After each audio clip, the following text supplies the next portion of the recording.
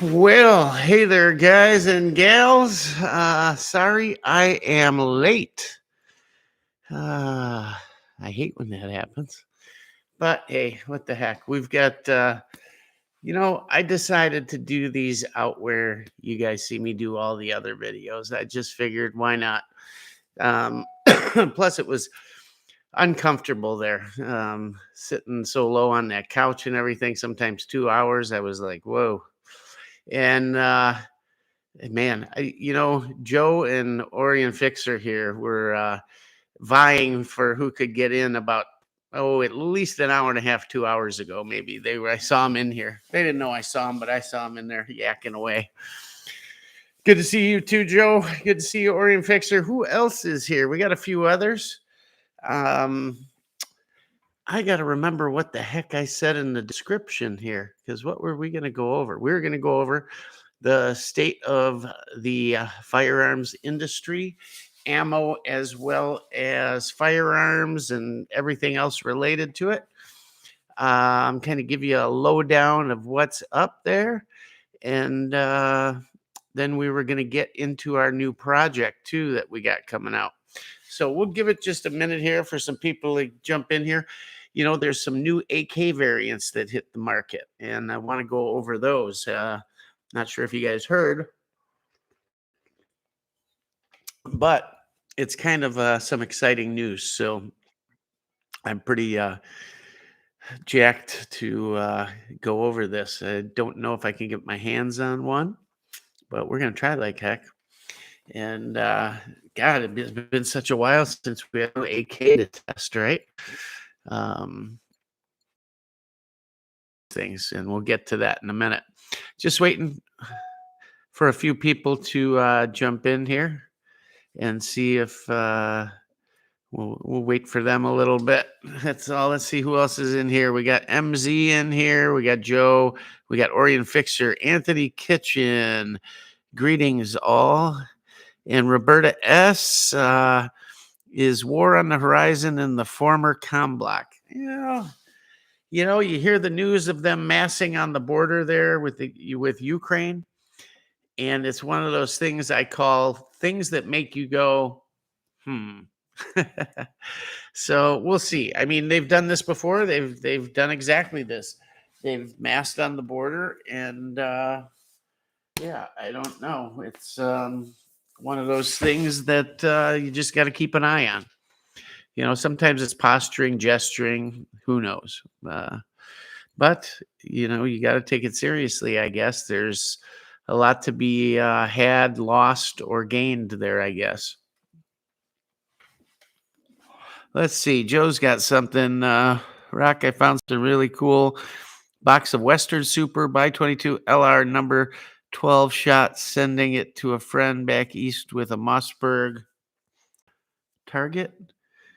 Western Super 22 LR. Oh, let's see. Would it possibly be this, Joe? Would that be it? I'm ahead of you, buddy. We got it. This is their 100-year anniversary box, and I don't need it, but I saw it and I thought, man, that's pretty cool. So that was neat. Let's see. Maybe we got some guests here. No, we don't. Oh, well. Anyhow, there we go. We're gaining some people in here, and we will jump into the convo about what's new and available in the AK market here pretty quick. Let's see who else jumped in. Gunner's in here. That's good to see you, man. Nicholas T. What gun-related items did you buy on Black Friday or Cyber Monday? So, big day in the gun industry, right? Every industry for that matter, but I don't know if it's something kind of in my psyche or whatever. Black Friday just bugs me. I don't know. I mean, as far as a sale day, and I got all the emails and all that, and I'm going through them.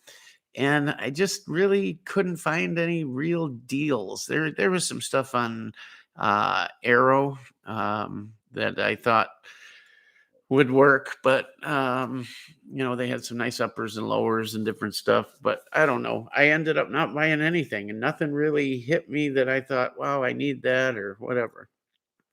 So I don't know, but sorry guys, I usually have a smoke before I start the podcast, but since I was late, oh well, you're gonna have to deal with it. Anyhow, so what'd you guys get? What'd you guys get on Black Friday? There was some, God, you know what? Maybe it's just that it's so damn overwhelming. There's so many emails and so much stuff. And I'll tell you what, I give these companies a little clue. When they send out an email with Cyber Monday, when you open that email, don't give me pictures of a few things and then I got to click and go to your site. Give me the sales flyer right there with all the stuff and the prices and all that. So if I see something, I can go, okay, I can go to the site. I don't want to go to the email, then go to the site, not see nothing. Then they complicate it too much.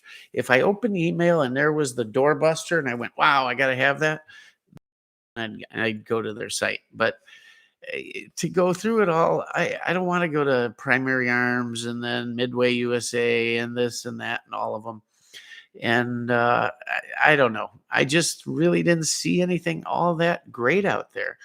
What did you guys see? What was the best deal you guys saw, and or what did you pick up? I'd like to see that in the comments. That'd be pretty cool. We'll get back to that real quick, and then we'll get into this thing about this new AK out there. So Mr. C's here. What was the best deal you saw?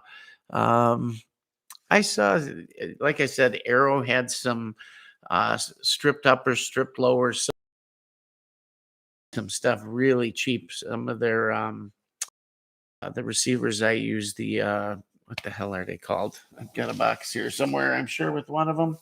The M4 2As, I think it is. Or the M4, whatever, the threaded ones.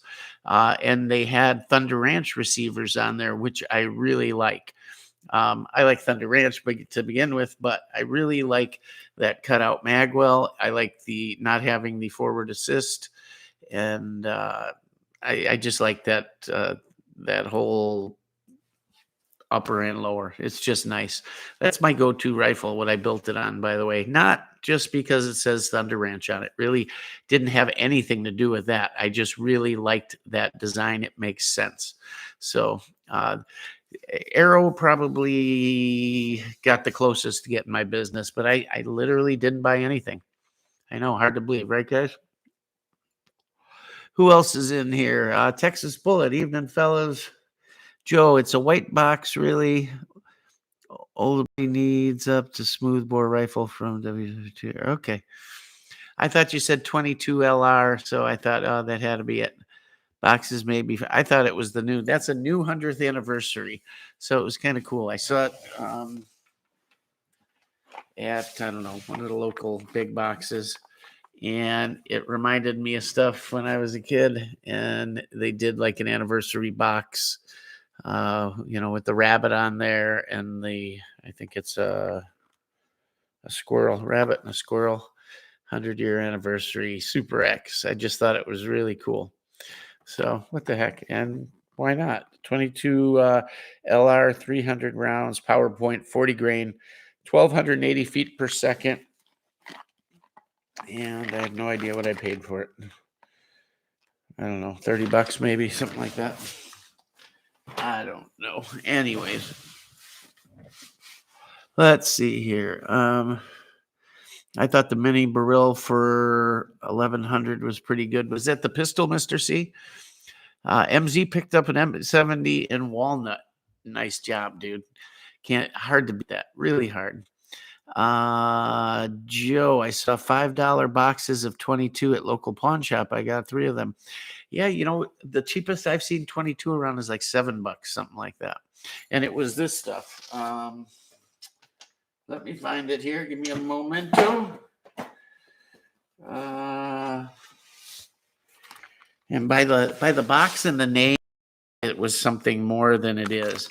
But it's this Norma TAC 22. High performance target 50 rimfire cartridges, 40 grain, lead round nose, target velocity 1100 feet per second, but it's TAC 22. They got me. And I'm pretty sure that was like $7. So $6.99, $7.99, something like that. Saw Gunner Fred is in here. Thank God Fred's here, because Fred's going to be part of the conversation tonight, ladies and gentlemen. We've got some big stuff I'm going to go through, and he's going to help me out because he's the brains of the operation here with what we're going to be talking about. Who else is in here? Boxes maybe from the 70s. Isn't that cool? Old ammo boxes are so cool to collect. I've got some old shotgun ones. I should leave them full when they come full. And if they're really old, I do. But I'll shoot a shotgun shell. I don't care how old it is. When I shot a ton of trapping competitively, we shot nothing but federal papers. And, I still have right back here under that red cover. Let me see. See that red cover right? That is a PW, a Posnus Warren Progressive shotgun press. And I have loaded tens, if not hundreds of thousands of rounds on there. All 7.5, our target load. We shot money games and 27 handicap, and from the 27-yard line, and with the money game, sometimes from the 35-yard line. So we had some shells that reached out there. You hit we'd shoot Annie Oakleys and Killers. And if you're the fifth gun up, that bird's about 6 inches off the ground when you puff it, and you better get out there. But we had a nice load, and we just thought that paper. My grandmother lived in Chicago, and at the time, my dad's reloading setup, including that press, was located there. And we went there one day, and Chicago's famous for this. There was a big rain, and the basement flooded. And when we went down there was nothing but federal paper shells floating everywhere, probably 10,000 of them, maybe more. We lost all of them. I thought my dad was going to cry. But they're hard to find today. I have, you know how many I have? 0. I have a few loaded, I think, but yeah, I use those shells for trap, for pheasant hunting, for everything. It was the greatest all-around shell ever. It's still set up for them. I just need the shells and the wads, and I could go to town. Haven't changed a damn thing in it. So, yeah, I'll shoot old shotgun shells. Doesn't matter to me. It's vintage rat shot for 22 LR rock, but your Super X is, yeah, thank you. Bought myself a Kershaw Cryo 2 Speed Safe drop. I love drop point knives. Black wash, wrecked my old Speed Safe. Kershaw makes some nice stuff. Original Kershaw stuff before they went all commercial, like original stuff. I don't know if the guy's name was Kershaw, but before he was known, I have some originals with, I want to say it's elk bone or something, dyed, really cool, and a Skinner. I'll have to show them you guys once. They're probably worth a boatload right now. Norma's good stuff, rock. TAC 22, watch your fingers, comes pre-lubed. We had it shipped in during the height of the shortage for $4.50 a box. It runs good through our Advantage Arms Glock conversions. So I've got a Glock 44, and why did I buy it? Because I figured if there's one thing you can say about Glock, and I don't care for them. I never did. I didn't see anything great with them. They're in my opinion, ugly. Other guns feel better to me, but you got to give them one thing. They run, right? They just run and run and run. And I hope you guys can see me okay, because I'm getting a connection problem here, which that'll really suck if that happens. Anyways, let me know if you guys can see me okay. But I bought that Glock 44 because I thought it's a Glock, it'll run, and God, this connection, what's going on? But it's very ammo picky. So it's running pretty good on this, what is it, Etsy ammo or something? Something like that. And it runs real good on that stuff, 40 grain hotter stuff, but other stuff, it just chokes and chokes and chokes. So I don't know. So maybe we'll see. That stuff seems kind of low velocity. I don't know if it'll run it, but I will take Saw Gunner's word for it here that that's the case. I didn't see that mini barrel for 1100. That had to be what, Atlantic or Arms of I don't know if I can say it. I guess Arms AOA. And was that the pistol? Because that's a pretty good deal either way. And I would like to have one of those. Let's see. Yeah, it was a pistol. Damn. Could have. I'm up in the air on that because on the barrel, I like that. First of all, Polish guns are great. Second of all, that rail system that hooks into the sight and hooks into the tang on the back, that's unique to Polish guns, right? And I like uniqueness to an AK. Don't get me wrong, love the classic styling and all, but when you collect them, the slight differences between them are what make them cool, like the dong on a Wasser, like the bulge trunnion on a Yugo and the different handguard, stuff like that. So to me, having that barrel in the rifle pattern would probably be what I'd want both if I could, but we'll see. I don't know. I've really stopped buying AKs. Mostly because, kind of the production stuff, the imports, I had just about everything, but the Polish I don't have. And I really want a VZ58. And I had bid on a bunch of them and lost out on them. And I want one from Checkpoint USA, or not Checkpoint, whatever the latest one is. And I just haven't been able to find a decent deal. And they're probably all gone now, but I'll be able to pick one up.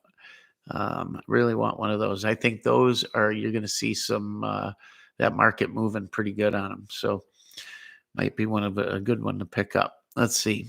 So are those things lubed up pretty good? These tacks? What did I do with that ammo? Let's see. Let's see what these things feel like. I had some other ones out of the box, and I was shocked at how shiny or how waxed up they were, like Saw Gunner says. If I can open the damn box on them, let's see what they feel like. Oh yeah, man, those things are not as slippery as the other ones I had out the other day. I can't remember offhand. I thought, God, these got to run through a gun just because how slippery they are. But those don't feel all that bad. Let's see. Billy, truth be told, he's in here. Good to see you. We said Orient Fixer, buffering every once in a while. Well, hopefully it clears up. Joe, Saw Gunner, Fred Arms Corps ran well for me. It was very gooey, though. Same with Tech 22. The ammo so high last year, we converted as many of our shooting to 22 LR so we could keep training. It was then I noticed how greasy they were. I agree with you. All right, so let's talk about AKs since we're 20 minutes in and I haven't said a damn thing about anything other than Black Friday deals. But keep putting your Black Friday deals up here. We want to hear what you saw, what you think the best deals were out there, and what you got, and we'll get back to it. So Kalashnikov USA has their new 103 rifle out with the folding stock. So now it is the true and proper version of the latest and greatest to come out of Russia, right? Yeah, that's it. And word is, and what I've seen is that it is truly, the gun. It's everything is perfect on this thing. Uh, I even heard one reviewer say that, in his opinion, it's as good as anything that's ever come out of Russia, Sega, whatever. That it's that nice. Now, people have said that the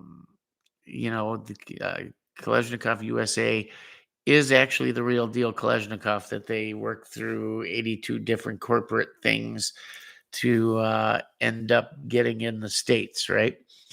Uh, who knows? Maybe. Supposedly they have the blueprints and the package and the whole deal. Maybe they are. Sure looks like it. The product feels like it, everything, but certainly they don't have arsenal type equipment, because I've seen video and pictures from inside the factory and it sure don't look like it. So I don't know, unless it's modernized or something, but lots of ways to build an AK and put it together well. It's just a matter of how you're going to do it. That's all. So that is the big news, and man, it looked cool. Really excited about that. I've been putting off getting one until that came out. They came out with their shotgun first, which great gun. And then they came out with the 9mm pistol, that by all accounts is just great, runs wonderful, all that. Then they came out with the fixed stock, and the gun was all there other than the folder. So I was just waiting. I figured if I'm going to do it, I'm going to wait for the whole shebang, because I wanted that modern representation of the actual thing. Obviously, other than the caliber, but there it is. So now I got to get my hands on one. So I will. I haven't even stopped in an FFL in weeks, it seems. Like, they must wonder what happened to me. Like, did he fall off the planet or what? My guys from local dealer up here in Wisconsin, Select Fire, stop in here once in a while.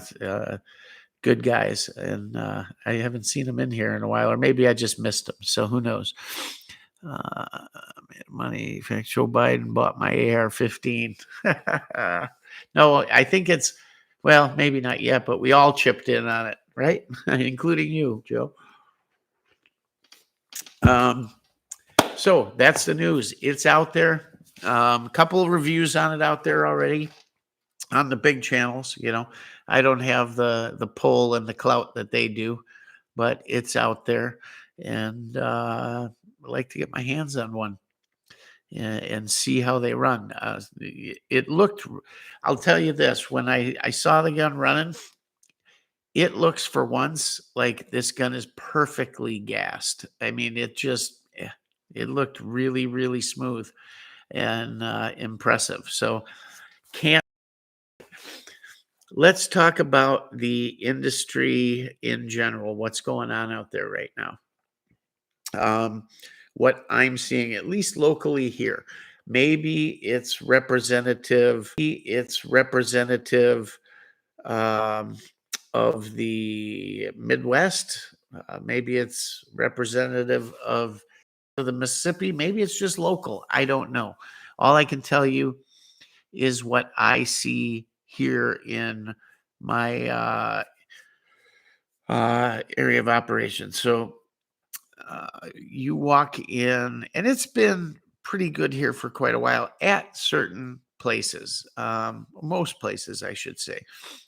But anywhere from some of the bigger FFLs to big box stores, guns are not the problem. Firearms are not the problem at all. There's everything.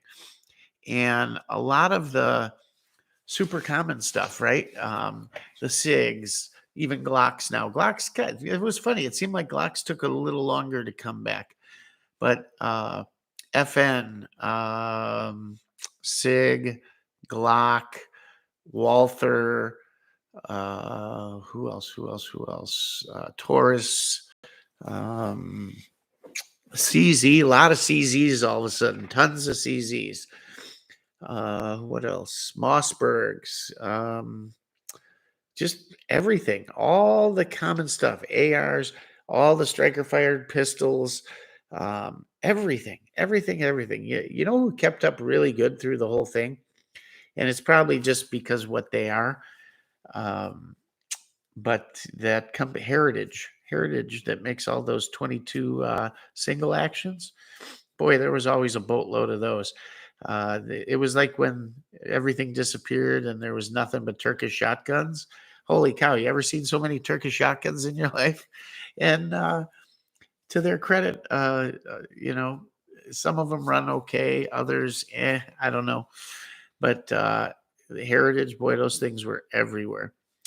And the good news is now, talking about some of these Turkish shotguns, I've been seeing the VR80 everywhere, and for great prices. I mean, I've seen it under $600 all over the place. If you guys are looking for a box fed um, tactical shotgun, I'll tell you what, for that money, the thing just runs. I'm telling you, they do recommend a break in period. Some will run without the break in, others need a little more, whatever, but they all run light loads real well. And anything over 1,300 feet per second, they'll run right out of the box, no problem. And they run well, they run smooth, they feed well. There's parts available. Aftermarket is big now. And they're just a really nice shotgun for the money. Matter of fact, I had a lot less issues with that than I did my Vepr.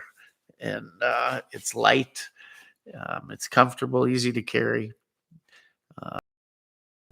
Still can't catch up though with my new girl, my Italian girlfriend. So, but good deal if you can find one out there. So there's that. So firearms are not the problem. There's just about everything out there. The only thing that's lacking a little bit are some of the Mossberg shotguns. They're having a hard time catching up for whatever reason. So I don't know. Hopefully we see those come back a little bit. Ammo. It's out there. I mean, 5.56, 223, just about every brand, everything I've been. Well, here, let me give you a little taste of what I've found out there. So I showed you that Norma 22. There's been a bunch of, this was the first stuff well, I shouldn't say the first, but there was some Winchester Match 5.56 77 grain out there. Wasn't too bad. There's been a ton of Winchester White Box, the M80 ball that's been out there. I did manage, I've got enough 9 on hand pretty much, so I haven't been buying much. I just think the price is going to come down some more. But I was looking, and there's been a lot of Norma around, which you never, at least in this area, we never saw before. And I'm looking at 9, and just to see what's there. And I picked this up, and I go, oh, yay. Makarov. Yeah, buddy. Whenever I can get my hands on Makarov, I get it. I tend to, all of a sudden I got a lot of it, and then I shoot the hell out of them, and I end up with nothing left. And then I'm looking for some. And it was funny when the ammo crunch first hit.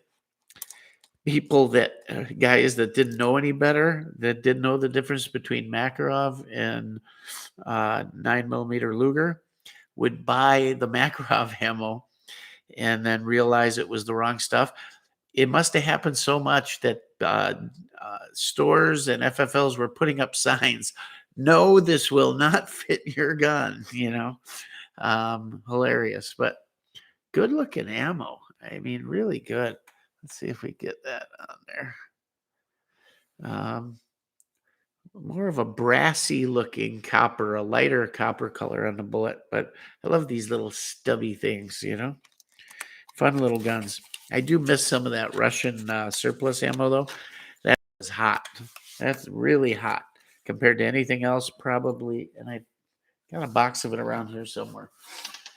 But let's see, I showed you that 100th anniversary 22. There's been some interesting shotgun loads out there. And we're going to bring you a shotgun video. I've been trying to film it the last 3 range trips and just haven't gotten to it. But our new Italian girlfriend shotgun is just so much fun to the Beretta that I'm going to do Slugfest 21. And we're going to compare all our tactical shotguns out there. So this stuff is really neat. This is called Millie or Miley, and it's custom defense ammunition's 1 ounce slug, 2 3/4 inch, 1,550 feet per 2 3/4 inch, 1,550 feet per second. Let's look at it. It looks, I thought I had some up here. That brown box, military 12 gauge Winchester stuff in the brown box with the green. It looks like that stuff, right? But look at this. There's the slug. And God, I wish I had more light here. I got a light on and it's just everything's showing so dark. There you go. So it's set way back in there. See that? And it reminds me of the Brennecke slugs. And even looks like it. You can really see the ribs and how flat it is on the front there. And if it's like that Brennecke stuff, it's going to run really well. Those things run. Those are some awesome slugs. So they've had a bunch of this and I don't know how you pronounce it, Millie or Miley, but they've had a lot of their 00 buck too. I do have some of their buckshot, but I got a ton of buckshot, and I've been trying to mass up on the slugs. I had so much fun doing that Beretta video, shooting steel with slugs at 100 yards.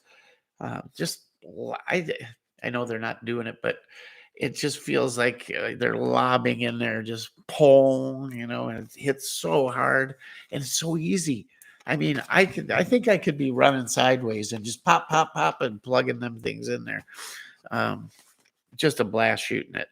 But 10 rounds, I don't remember what these cost. Maybe they weren't a lot of money. I don't remember, but a couple places have had them. And I don't know, I've probably grabbed 100 rounds or so. And it says small batch manufacturing, custom defense munitions designed for increased consistency, high velocity for downrange penetration, custom made for enhanced accuracy. And they show it for hogs, deer, and predators. Cool looking round. I don't know. We'll see. We shall see. What else have I got here? I'm just trying to pick out some stuff that, here we go. So I think I told you guys about this. Been buying a lot of it because I hate shooting brass out of my Tavor, my Setme, and my Sam 5 because it just destroys brass. So big box stores have had this around for $9 a box. Why not? Steel case is awesome, and I don't feel bad. I can leave it lay, which is nice because I pick up every bit of brass, and God, it gets tiring. When you're old and fat like me, it's hard to bend over. I got to get one of those things that pick up the shells that they're based off what used to be a nut gatherer. People used them for gathering nuts that had fallen off trees, and they work okay. Let's see what else we got here. I don't know. I guess that's probably about it. I got some here. Black Aces Tactical Slugs. Again, guys, I just picked these up so we can do a bunch of different brands. These were $14.99 for 10 of them. And not a bad looking slug. 1 ounce, 12 gauge, 2 3/4, 28 grain. I don't know if they give a velocity on these. Russians do weird crap. Let's see what these look like. I forget. Oh, these are neat. They're clear. It looks like they got a blue wad. And high brass, super high brass. and should be cool. So just going to want to get out there and compare all these. I'm really low on 3-inchers. Love shooting those 3-inch out of that gun. It's so smooth, you don't even, doesn't even feel like you're shooting 3-inchers. What else? What else? Some Federal 9. There's been a lot of this around. 115 grain. And what else? There's been some Winchester White Box 9. I don't know. That's about it, I guess, on the ammo side of things. But there's, oh, yeah, one more thing. Let me show you. Let me grab it.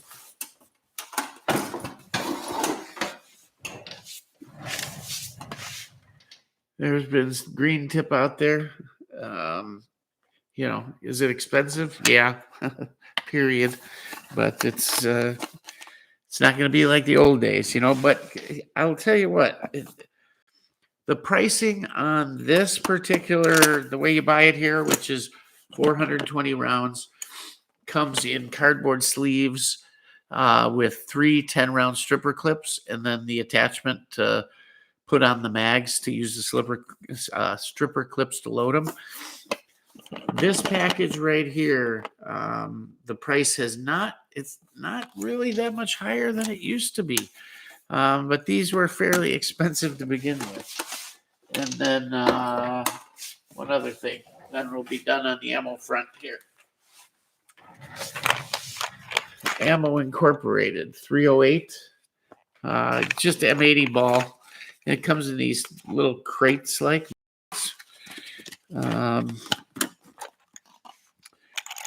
looks like it's annealed and everything. Nice looking round, 150 grain. And yeah, sealed primers. So not bad. And I caught these. I want to say these were just a little over $100. So it was less than $1 a round. I know. But hey, factory ammo, 120 round, military brass, 7.62 by 51, 150 grain, full metal jacket, muzzle velocity. Hold on.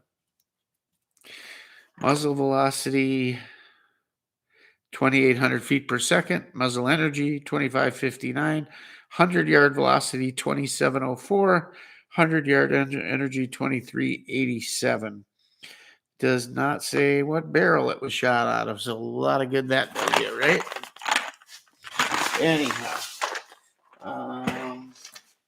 am I through? I think I'm through. So, but there, I saw American Eagle 5.56, 300 Blackout, just a lot of stuff. It's out there, and the prices are what they are. But there's a lot of 40, not a lot of light load, like 7.5 shot target load stuff, shotguns. That's one thing that is lacking still. But it's out there. So if you need it, it's there. You can shoot it. There's really nothing I've seen lacking other than some of the standard hunting cartridges.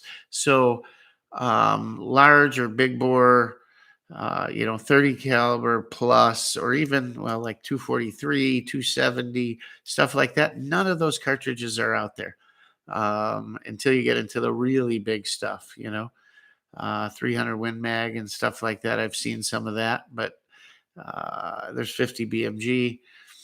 But all that other stuff, it's just not out there. Now, was that hunting season, being just a week ago or whatever? Maybe, but it wasn't there before the hunting season. 30-30 is non-existent. It's nowhere. You can't find it. So it's kind of interesting. It's a little weird, you don't, you'd think that stuff would be out there because, but think about it. The big crush was on the military calibers, right? The 9mm, the 5.56, the 7.62 by 39, the 7.62 by 51. 300 blackout. None of that stuff. That was all gone. And they, I guess, ramped everything up to fill the need there, and probably weren't churning out that hunting ammo. Um, Saw Gunner here can add to that. He knows that market really well, and he'd be able to add. But I'm pretty sure I'm aligning with what he's seen. So anyhow, accessories. For a while, accessories were tough. A couple months ago, red dots you couldn't find a red dot. You couldn't find AR uh, low power variable optic anywhere. Prism stuff, all back ordered. And now all the red dots you want, a lot of it's coming back real well. Magpul accessories, for the most part, were always out there, but there were shortages there. It was hard to find slings for a while. And now there's handguards. I'm seeing Arrow Handguard, Midwest Industries, a lot of that stuff, Mission First Tactical. What other brands am I seeing out there? UTG, a few others. So it's out there. Anyhow, let me check into the chat here real quick, and then we will talk about the project that we are starting in earnest here. So let's see. Let me back up a little bit and see what we're talking about.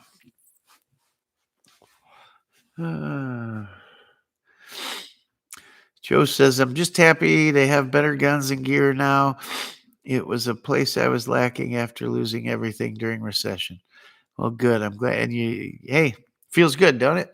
You work hard when things are tough and shortages are going on. You get it all put away, get yourself outfitted, and it just makes you feel better. It's one more check on the list, it doesn't matter that, praise God every day that we don't need these things, at least not now, that's how we want to keep it. Let's see. My friend Loretta's first pistol is a Heritage. She loves it. Great gun. I don't know if it's owned by Taurus or not.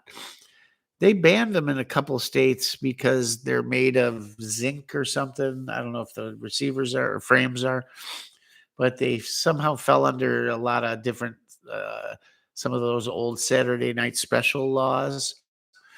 And a lot of places can't sell them, from what I hear. But they're all over Wisconsin here. Billy, truth be told, 65K plus Ben, bordering science. What? Not following you there. You're right. VR80 runs great. They do. Such a nice shotgun.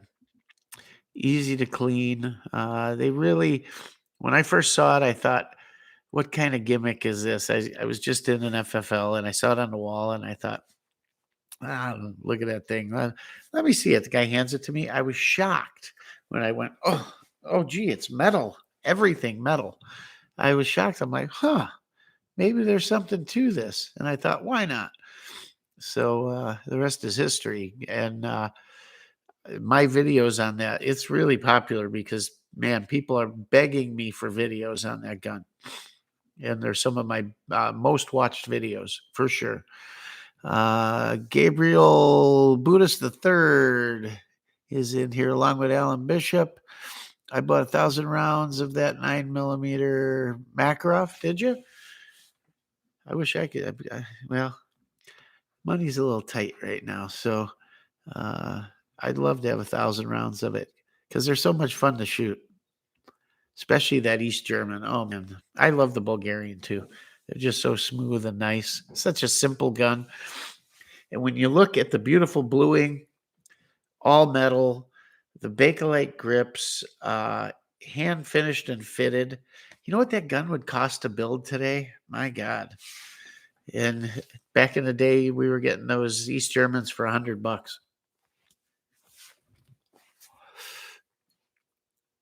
That's one hell of a roll crimp. Oh, on the slugs? You must be talking about those slugs. Yeah, right? What do you think about 5.56 costing 136 for 200 rounds at Academy Sports? Um, a little over 50 cents a round. Uh, it's okay. I mean, it's an okay price for a retail store nowadays. I guess that's probably not too bad. Let's see. I think it's terrible, Rush, that ammo should be under 40 cents. But if it's on the shelf, it's an improvement. Yes, it is. I agree. By no means am I saying I'm happy with the pricing. Please don't take it that way. It's just that it's there now and it has started to come down. And the big thing is it's starting to stack up, right? They're not having to keep it behind the counter. There's no limits and it's starting to stack. So once those shelves are full, then, things start to move the right way, hopefully. Joe, I adore steel case ammo. Joe, you are part of the club, buddy. Me and Saw Gunner, we are the proponents of steel case. And we don't mamsy-pamsy around about it, too. Well, my gun, I don't think I should shoot it. It's special. It's special, right? So well, my gun, I don't think I should shoot it. It's special. It's special, right? So it's my gun's special. Saw's got a good story about a special type of gun. And it just can't run steel case. It's it's gonna wear it, and I don't want to hurt it. That no, that wouldn't be right. Uh, You just got to tell these people, look, you don't know what you're talking about in a nice enough way, unless they push the issue. We just got in our shotgun shell order today. Black Aces 12 gauge 28 grain slugs. Black Aces 00 buckshot T 425 feet. Oh, 1425 feet per second. Super great prices. It looks like good ammo. It really does. I did get to shoot it. If you watch a video I put out called Take a Friend to the Range, I took that new shooter to the range. He had bought a Black Aces tactical auto loader. Nice little gun, except when I was showing him how everything worked and showing him how the safety worked, I put on safe and I pulled the trigger 3 times, like, showing that it wouldn't go off. And on the third pull, boom, it went off. Uh, thank God we were always do the right thing and the safe thing. It was pointed downrange in a safe direction. And I went, holy cow. That's the first time that's ever happened to me with a factory gun new out of the box. But it just goes to show you that you don't want to be taking a new gun, sit in your living room and playing with it and load it for the first time. Who knows? Stuck firing pin, something. You go to load one and boom. Always take it outside. Always take it to the range that first time. Always. Or get yourself a blast can, whatever, a sand thing for your house or your garage. A bullet trap. So guys, let's talk about this. So I got this Buy 39 project going, right? This started out as I wanted to load or start loading and start building up loads for 7.62 by 30. Spurred on by the steel case ammo ban. Well, and full well knowing that we still got a year or two of steel case coming in. I will continue to buy it, continue to stack it, because we want to shoot it, right? We don't want to just stack it. We want to shoot it. We love steel case. That being said, though, it's never too early to start planning ahead. And I had gotten the dies right before the crunch when all reloading components and everything disappeared. And even in the good times, when you go to a store that sells reloading equipment, never would you see 7.62 by 39 dies all that often. nor would you see the brass. It just wasn't one of the mainstays that they would stock. Now, maybe if you went to a specialty reloading store or someplace that just had a lot of stuff that it was a store that's into reloading, you might see it. But a Farm and Fleet or something like that, not so much. Um, well, lately now they do. I've gotten a bunch of Winchester brass from there, and I had gotten those dies back before all the popular dies disappeared for a while. And I figured, I'll get some bullets and some powder, and no big deal, right? This was post the beginning of the ammo shortage, or I guess I should say post the start of COVID and ammo shortage, but prior to the announcement of Steelcase going away. So I put it away, the dies and whatnot. I thought I'm all good. I'm sure I'll have some bullet I can use and some powder, and I forgot about it. Well, then when the Steelcase announcement came out, it came a bit more to the forefront. So I wanted to get going on that, and I start doing a little more research, and I find I don't have any bullets for this. Nobody's got them. I can't get them. And oh crap, I need a powder that'll work more like a 300 blackout powder. I don't reload 300 blackout. So I really didn't have any good choices for that. And then do a little more research and come to find that, this might be a bit trickier than, loading up a bunch of AR plinker ammo, right? And I mentioned it, and if Saw Gunner here, I got to back up a little, and then we'll come back full circle. So bear with me here for a minute. Saw Gunner had contacted me. Fred had contacted me through email. I don't know, months ago, right, Fred? And we had just started talking through email and whatnot. And we had a little in common. I went to school in Michigan. Oh, yeah. Last week, somebody said that I was wearing the Black Ferris shirt. I think it was 2 podcasts in a row.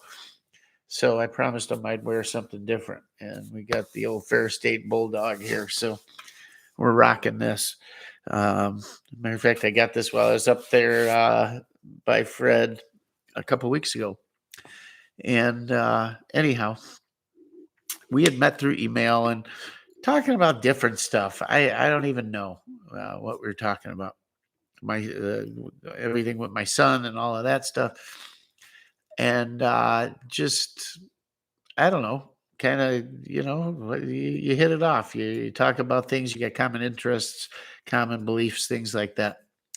So we're emailing, and I had said I was going up there for something. And I said, oh, man, we had to stay like a ways away from Central Michigan University because there was a Kid Rock concert in town. And that's when Fred emailed me. He says, you're kidding me. He goes, you were in my town. You were 2 minutes from my house and my shop. So Fred, when he says his shop, he's an FFL. And don't kill me here, Fred. I got to find the full name of it somewhere here. I'll be looking for it while I'm talking here. I'll get it. Not totally important yet, but we will get to it. I promise you. So we talk some more and this and that, and I find out Fred's got this shop, and I was like, "Oh, cool! Neat. It'd be a gun shop I can stop in and check out when I'm there next time." But I didn't know that a big part of his business is ammo, custom loaded precision ammunition. And he's got a full operation. So when I had mentioned the 7.62 thing, and again, I was just using that to do some reloading videos. I thought, why not? The AK channel, I want to do some reloading videos, the Steelcase band, all that perfect thing. just thinking, I just want to get some stuff that, runs pretty good. And uh, other than when I'm loading for my 308 or something, I'll work up loads, but I'm not meticulous about it. Sometimes I am, but the majority I'm just loading volume. And Fred got really excited about this 762 project. And he's like, hey, man, I've got, he's been working on this load for years, and I've got all these years of notes and research. Look, all handwritten, guys. And I've really been working on this, and but he doesn't have an outlet for it. So he's got all the knowledge, but not an outlet, a way to get it out to the masses. Well, what a great relationship when he's got the knowledge and I've got the platform to put it out there, right? And you've got guys out there, and when I say guys, it's that old common belief that 762 by 39 is inherently inaccurate, right? That an AK can't hit the broadside of a barn. What do you want that commie junk for? And all this other crap, right? Well, if you know the history of the 762 by 39 round, it really stemmed out of the German cartridge, the Kurtz, right? Um, these Russians were getting shot at by it, and they wanted to develop a mid-sized cartridge that could run with what rifles were getting shorter. We're moving toward that assault rifle type, carry more ammo, shorter ranges. They were realizing, 4 or 5, 600 yards just wasn't the type of yardage that engagements in warfare actually took place. It just didn't happen. They were more, under 200 yards usually, or 150 or 50 yards, under 200 yards. And that these cartridges were much better suited for that type of combat and those type of ranges. And when you think about it, when a military is looking for a new rifle, a new platform, they're investing millions and millions and millions of dollars, right? Now, you can say, well, it's communist. They don't care about money. Well, yeah, they do. I mean, they're spending the money. It's just how they got that money is the problem, right? But so they're spending a lot of money to do the R&D, to research, to test, to figure out what they're going to equip their army with. And I don't care if it's the U.S., Russia, the Philippines, whatever country in the world. When it's the military, it's serious business, right? Um, for the most part, I would think that no government wants to shortcut their military. Um, they want to figure out what works and what they can win with. So at the end of the day, the cartridge itself is not inherently inaccurate. It's just has limitations like any other round. Is it a 1,000-yard round? No, by no means is it.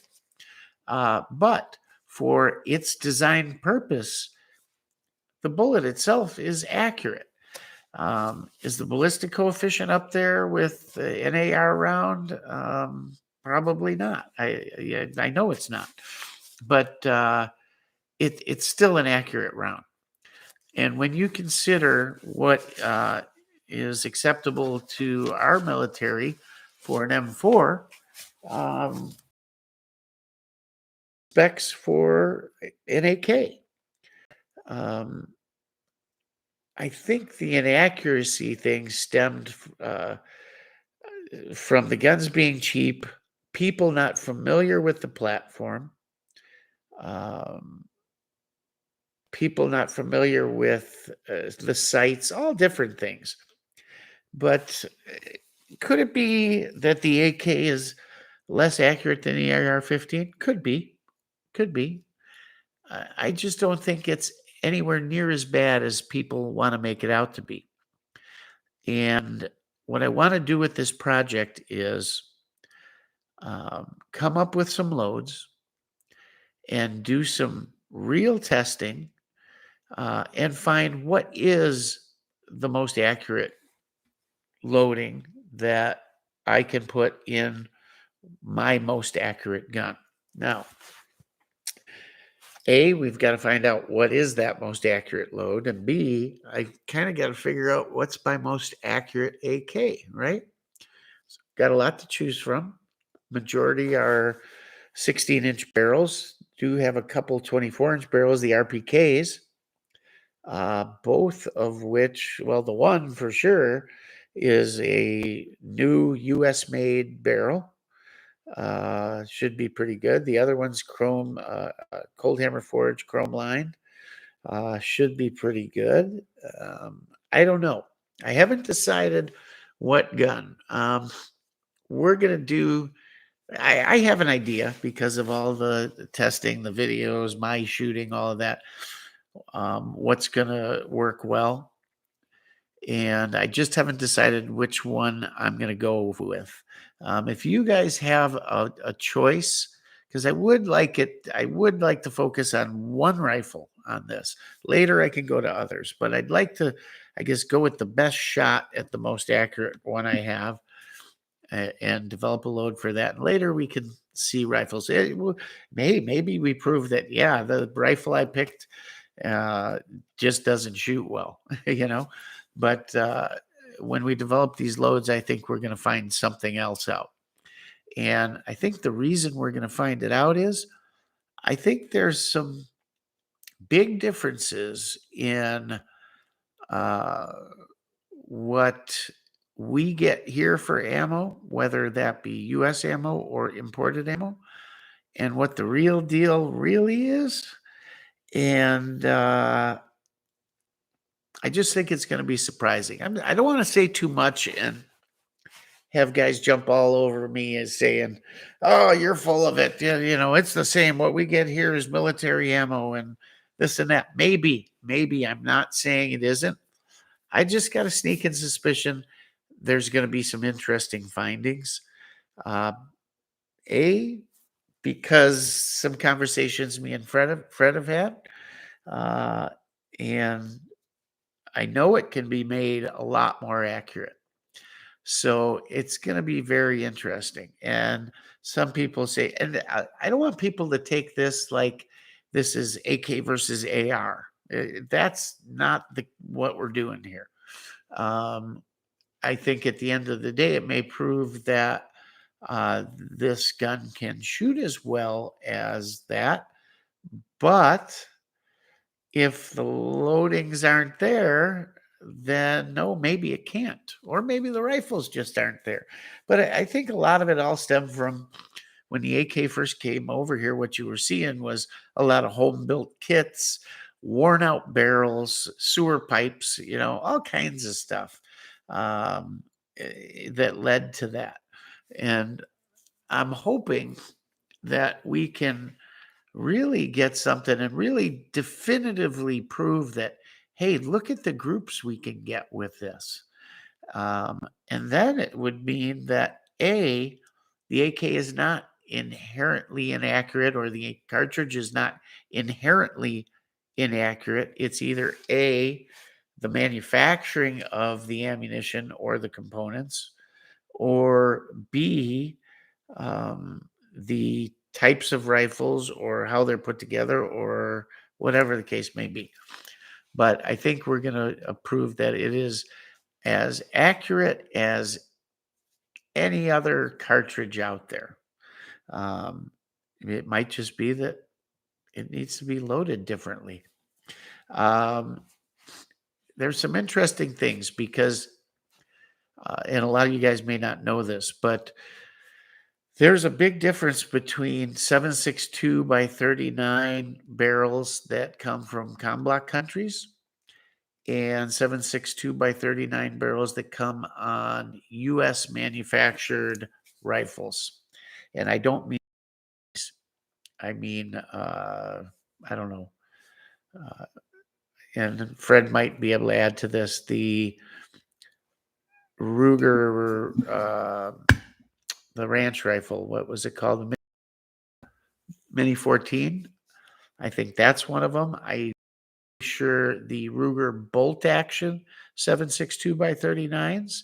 Those barrels are a different diameter than communist barrels. So the commie barrels, those are 310 or 311, Fred, which was it? However, U.S. barrels in 7.62 by 39 are standard 30 caliber 308 diameter. That's the bullet they take. So there's a difference. If you take a 308 bullet and load it up like these, here's some I made. And if you think I'm full of it or don't know what I'm talking about, I'm going to show you something in a minute that proves I'm not full of it. Here's some rounds I loaded up.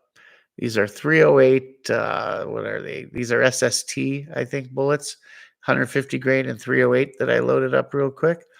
And don't get me wrong, you can fire these out of a AK, and you may picture it going down the barrel, going bonk, bonk, bonk, bonk, like a hot dog down a hallway, right? But at the end of the day, it's not doing that. It's pretty close. It's just not engaging those lands fully. It's not sealing as well as the proper size bullet, and it's 9 times out of 10 nowhere near as accurate as the other ones, from what I'm told. I haven't proved it myself. So, but if you think that I'm wrong on that, as far as there being 2 different size barrels, here's a set of RCBS dies, 7.62 by 39. Okay. And when you take a look at the deep capping and sizing die, for those of you that don't know much about reloading, let me see if I can get it out of here. So this main body of the die here does the sizing of the brass. Okay. When it slides up in there, it compresses this brass after shooting back into shape where it needs to be. It also sizes the case mouth so there's tension on the bullet to hold it. Okay. And no, YouTube, we are not showing anyone how to reload here. We are just showing how I can prove there's a difference in barrel diameter. The inner part of the die, this pin pushes out the old primer. And as the case mouth, this is inside this die. As the shell goes up in there, this goes in to push out the primer. But look, this thing here, this screws on to hold this pin in. This is a ball essentially here. It's bulged out here. And that's what sizes the case mouth. So between pressure from the outside die and then this being in the case mouth, that's what sizes the opening of the shell here, okay? So you say, okay, big deal, Chris. What are you telling me all this for? Well, most dies come just like this. The die and this, and you're done. Well, not 7.62 by 39 from RCBS. It comes with this. It's got a second ball here. I'll show you. In the case there, or in this package there, is that little thingy doodad. And for the life of me, I can't come up with the name of it right now. But you say, why is there 2? It's not because one's going to get destroyed and it's an extra one. It's that there's 2 different sizes. One size is for 308, one size is for 310. And it's not labeled, but that's what in the instructions, that's what it says. So yes, there are 2 different standards for the 7.62 by 39 barrel here in the U.S. There's a standard for the imported guns. And frankly, the U.S. barrels we're also making here for kit builds and other companies that are manufacturing AKs here.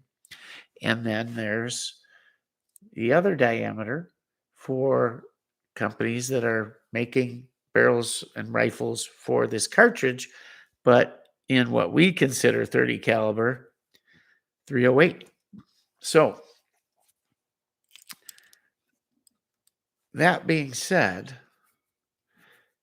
I think you just got to wonder, when people have been reloading for this thing over the years, what are they doing? Do they know the difference? Because not all die sets from other manufacturers come with both of those. I got to do a little research, but I think RCBS may be the only company that does that. I might be wrong, but it's interesting, right? And then there's some other information. Let me give you a little background. So Fred's an FFL. Fred's got the ammo manufacturing. Fred also served his country back during the Reagan years. Special Forces Army. And back in the day, he fought bad guys and all of that. A lot of cartel people, drug people, stuff like that. And over the years back then, you procured certain things. And some of that was some cartridges, which he managed to disassemble. And here's the original powder from them, of unknown type. All I can do is describe it to you and weigh it and whatever. But it came out of Russia. However, it was obtained in a South American country. And here's the original bullets out of it. And what we're going to show you in the video, or in the series, I should say, these actually came out of Honduras and Panama. War souvenirs back in 1984. So, first of all, we're going to take a look at some standard ammo that you would buy off the shelf, whether that's Wolf. We'll probably do Wolf, Golden Tiger, Tula, and whatever else I have on hand. I'm going to pick 5 cartridges out of random cases of it and weigh those 5 cartridges and measure them and just completely get dimensions on everything. And what I'm 99.9% sure, actually I'm 100% sure because I trust Fred, these are in no way, shape, or form going to match up to that. So that's going to be interesting for one, to see how this stuff compares to that. Is it earth-shaking, ground-breaking? Maybe. I don't know. Maybe not. Maybe it'll prove wrong. I don't know. I'm being open. I have my thoughts, but I'm not going to in any way let it influence me. And that in itself may or may not prove anything. I don't know. Until it's all on paper, I don't know. Or on video. And then there's the loads we're going to work up. So we're going to be working up loads with several different types of bullets. Number one, when it comes to the majority of these, I'll say, they're going to be 311 diameter. One of them, and I got a feeling this thing is going to be awesome, are these Spear hot cores. There's very few manufacturers, bullet manufacturers, projectile manufacturers that make a round comparable to what we consider to be the standard Russian or communist bloc round, right? 123, 124 grain. Yeah, matter of fact, most reloading manuals, popular ones, some don't give you the cartridge or any loads for it. The Nosler manual, 0 loads for 7.62 by 39. Wow, right? You're like, really? Yeah, really. There's every other round in that manual except that. There's antiquated stuff that's not made anymore, stuff that you never heard of, but there's no 7.62 by 39 data in that entire latest edition book. Okay. When you look in the Hornady manual, here's the latest and greatest Hornady manual. 7.62 by 39, or what they call M43. There's only a couple loads. Now, they do make some bullets that are compatible, but again, here's their first listing. 110 grain bullet, 308 diameter. Well, you say, wait a minute, Chris, that's not what my rifle shoots. If you slug any barrel, any one of your imported rifles, they're going to slug at 310, 311. Guarantee you. I did it. I have one right here. So these are 308. They make a VMAX and an SP, a soft point round. Then 123 grain bullet. These are really the only mainstream company that makes a bullet for it. 123 grain SST. But this one is 310. So there we go again.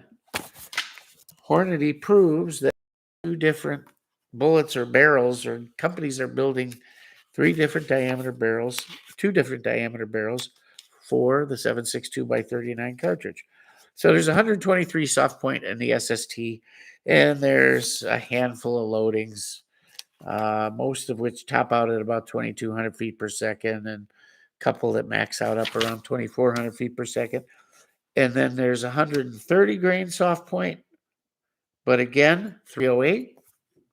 And then there's 150 and 155 grain, like I loaded here. This is where I came up with it, was this manual with these SSTs, and 308.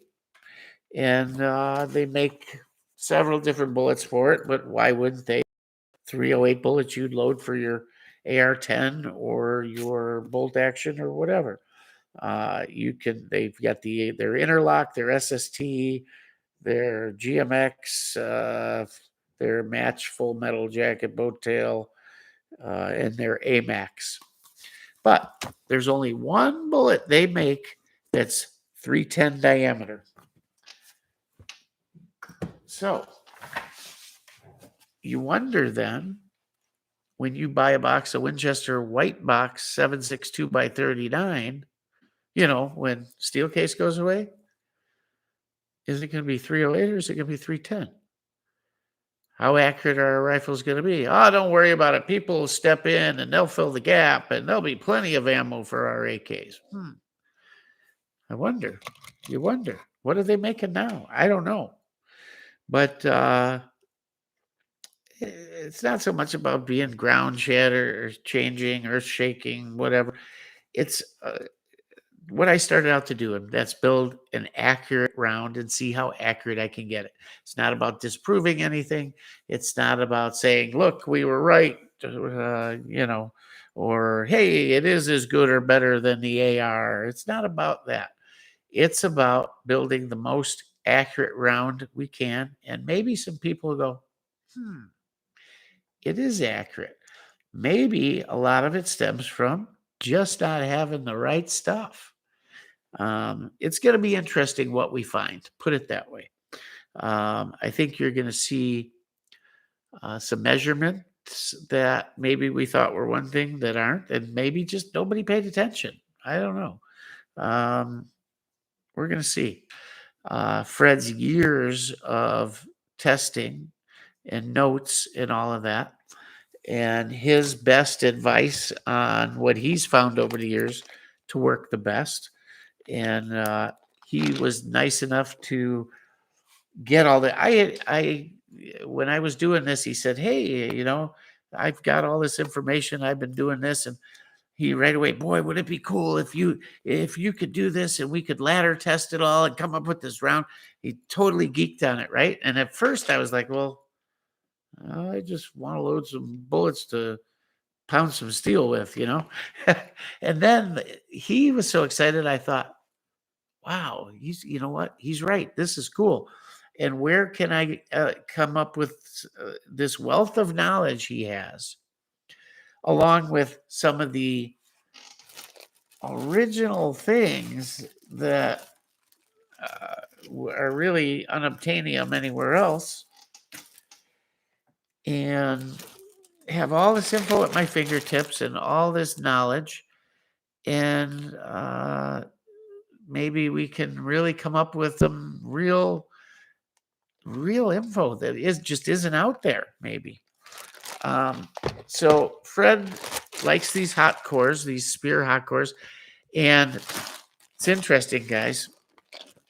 I'll get to this other stuff. I'm sorry it's taken a while. There's just so much background to put into this, and that's why I'm kind of doing it here. Fred, I hope you don't think I'm, giving it all away without doing the videos. This is kind of a prep for the videos for the guys in the know and the guys that care, the guys that are here that like the AKs and all of that stuff. I think I mentioned before that I think the direction what I was trying to find, because I knew it was hard to find a bullet for this stuff. I knew that Hornady only had the one round. And I had found online a guy talking about using Barry's bullets.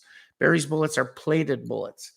And plated are kind of like, think of them like a powder coated bullet. A cast bullet with a coating. It's a plating, not a jacket, okay? And Barry's makes I forget the grain now, but it's a 312 plated bullet. And this guy was saying he had developed a round with the diameter 312. I think it was 150 grain, I want to say, bullet, and that it works great in the AK and yada, yada, yada. And I was trying to find these Barry's bullets, and I had mentioned that to Fred. And he said, whoa, whoa, whoa, whoa, whoa. And that kind of kicked off the conversation. Turns out that bullet's so long that it ends up being a compressed case. And he said, that thing's either on the border or maybe over. Now, this guy said it was successful, but who knows? There's got to be some serious pressure in that round. Because of the compression and everything else. The bullet's just long, and the case isn't long enough for the bullet. He said, no, by all means, stay away from that. He goes, I got what you're going to need. This is the direction you're going to go. So anyhow, these Spear 311s are Spitzer soft points, 150 grain. But look what it says on here. 303 Brit. So it's a 303 Brit, as is that Barry's bullet. That's what that bullet was made for, 303 Brit.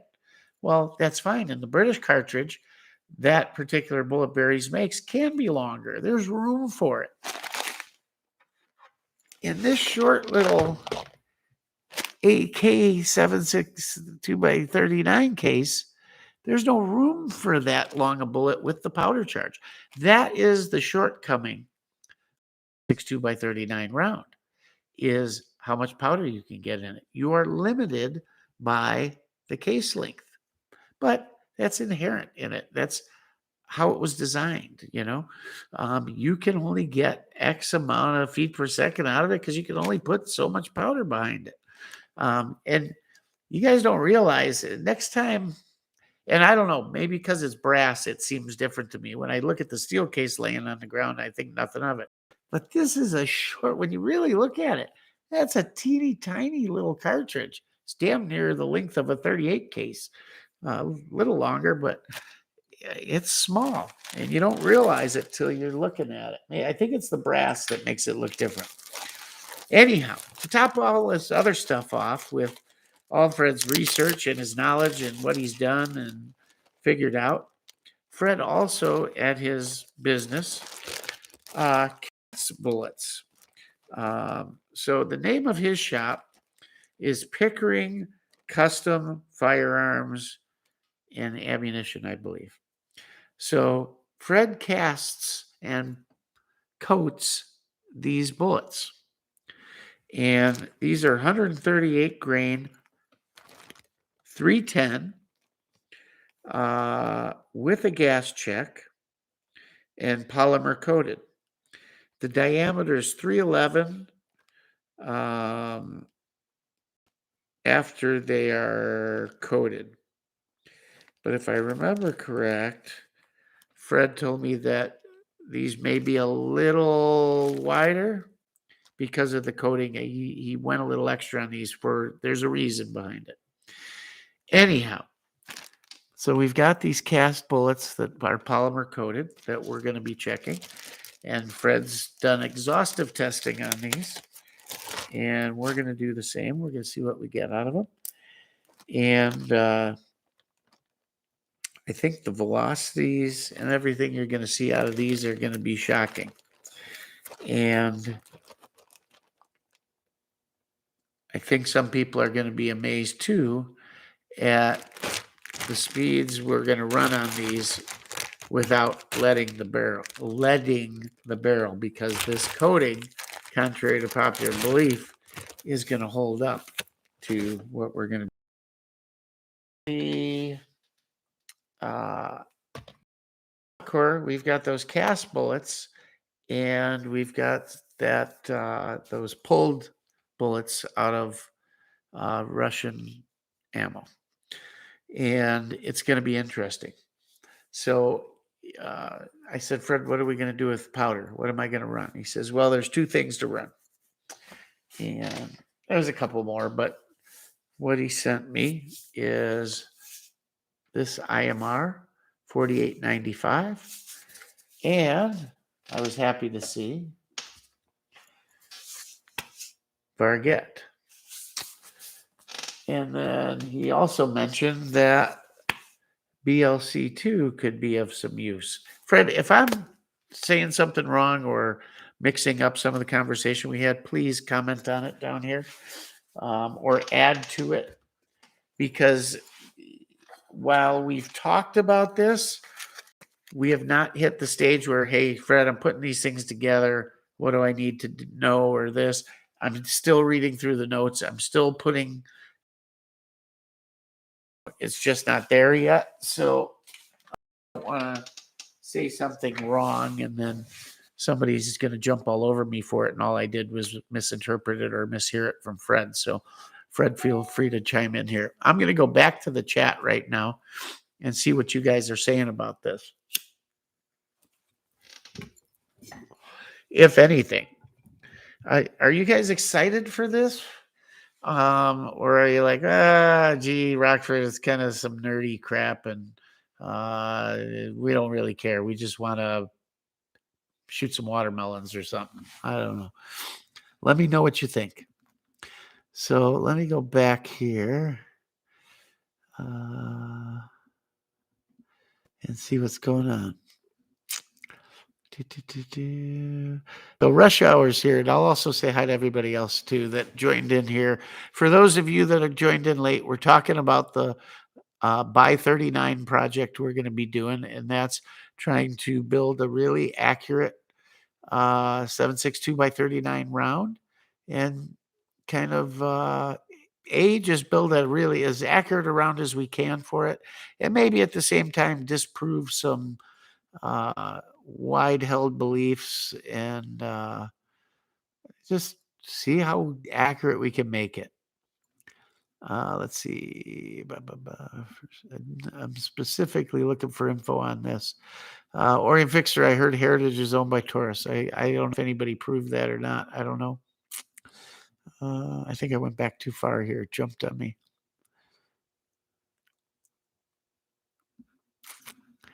What do you think about 5 and 6? Yeah, I'm still not there yet. It jumped on me. Steve Hornady. So Fred says Steve Hornady would say, along with his son, their offerings are for the Ruger Mini. Okay. So when you say mini, and because their offerings are both in 308 and 310, are you saying the majority are 308? And they're for that gun? So are you saying the Ruger Mini is 308? J Patriot's in here. Cool. You're fine. Perfect. Read above. Total agreement. Hoping, as do you, that your other 39 members benefit from this, as it's meant for everyone. So yeah, that's what Fred said. He's got all this information out there. He likes the cartridge. He's worked on it for years. He's got all this information and no way to really get it out to people other than his customers and whatnot. But with this platform, if we can develop this and it helps somebody, that's what we're here to do. That's what we're here to do. We're here to help the community. It's not about proving that it's more accurate or as accurate as an AR or disproving anybody. It's about helping the community that likes to shoot this cartridge. That's what it is. Tim Farley's here. No, it's cool. Graphs Midway have more than a few bullets for 7.62 by 39. 310 not in stock at the moment. That was the problem. 310 wasn't in stock. It's not in stock anywhere. I searched high and low, Recobs, which is huge reloading in Wisconsin here. Frankly, nationwide, they're like the sole distributor for Winchester in the Midwest as far as Winchester trap targets and all that. They started out as, trap. They supply all clubs from Wisconsin, Illinois, Michigan. If you want white flyers, that's where they come from. And I know the people personally. I know the family. They're great people. And they've got it's a true reloading shop. And they're the distributors. When you go in the back, because I used to deliver pallets to them, and you go in the back and you look on the shelves and there's powder everywhere and bullets. It's like heaven back there. Incredible. It's probably like Graphs or something like that. Heritage has been owned by Taurus for a few years now. So nobody's been chiming in here. Nothing about any of this. Oh my God. I'm wasting my time, Fred. Holy cow. Tim Farley leans back to casting, an important part of my business right now.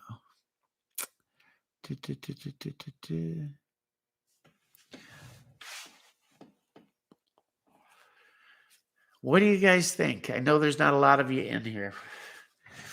And I know probably a lot of you aren't AK folks, maybe, or all my AK people aren't in here. A lot of people fell off the chat because a lot of people don't reload. But at the end of the day, those people that do or want something more accurate, I think, are going to find it interesting. So, yeah, I'm excited to do it. And I, guys, don't take it wrong. I'm not feeling bad that anybody's not commenting on it. I get it. It's just I wanted to throw the info out there. And let's face it, reloading is not for everybody. However, I was watching a video today, that the guy said, if you're not reloading, or at least have the knowledge of how to do it and maybe a basic setup to do it, you are not prepared at all. It's something you guys need to do at some level. At least know how to do it. So if you ever need it, you can. It also gives you so much valuable knowledge just into the firearm, into the workings, into ballistics. It makes you more knowledgeable and effective in everything you do regarding firearms. It makes you more knowledgeable on how to make a purchase on a firearm. in so many ways. So, and it's not boring. If you like to do it, try it out. Like I said last week, you can find stuff, flea markets, garage sales, Craigslist, eBay, Facebook Marketplace. If you looked over 6 months, I bet you could outfit everything you need for dirt.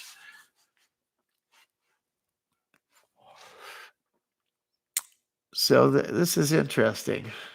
And Tim Farley's on the money here a little. I haven't read the whole thing, but I think when I read it, if he says what I think he's going to say, I think he's on the money. He says, I think 7.62 by 39 is a tough one to get a reward from because between the gas tube pressure, the trigger, and the sights, you may not see much accuracy improvement. So you're talking about not only the round, but the platform. So no different than an AR. What's the first thing we do with an AR, right? We start replacing things. One of the biggest things you can do to improve your group sizes on an AR is to put a trigger in it. Why? Not that mil-spec triggers are bad. It's just, they're 5.5 pound trigger, 6.5 pound trigger, and you get some movement out of it. You put a 3 pound trigger in it with a super short reset and no over travel, and the take up's better and everything, and it pops at 3 pounds. Your group sizes shrink immediately. Platform itself, as with the Comblock, which isn't a bad trigger. I truly don't think it's any better or worse than an AR mil-spec trigger. Some may feel gritty, but AKs are a little different animal. They wear in. The parts wear into each other in a lot of cases. So what did he say here? Between the gas tube pressure, yes, they're overgassed for the most part. That's what makes them inaccurate, or not. I'm sorry. That's what makes them reliable, right? They overgas them so that thing just works even on marginal ammo or rough conditions or whatever the case may be. The trigger and the sights. The sights themselves, first of all, you have a very short sight radius. Second of all, the front pin is about as wide as my thumb.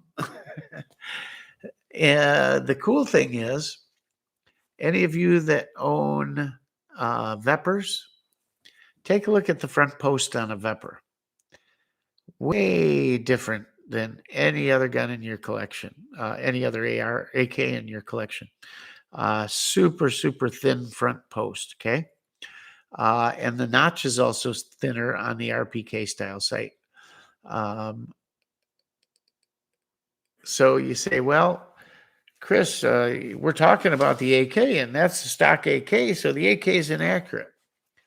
Okay, if we went M4 versus standard 16-inch AK, maybe, but 98% of all ARs in this country, I'm sure, are modified, and a ton of AKs are modified.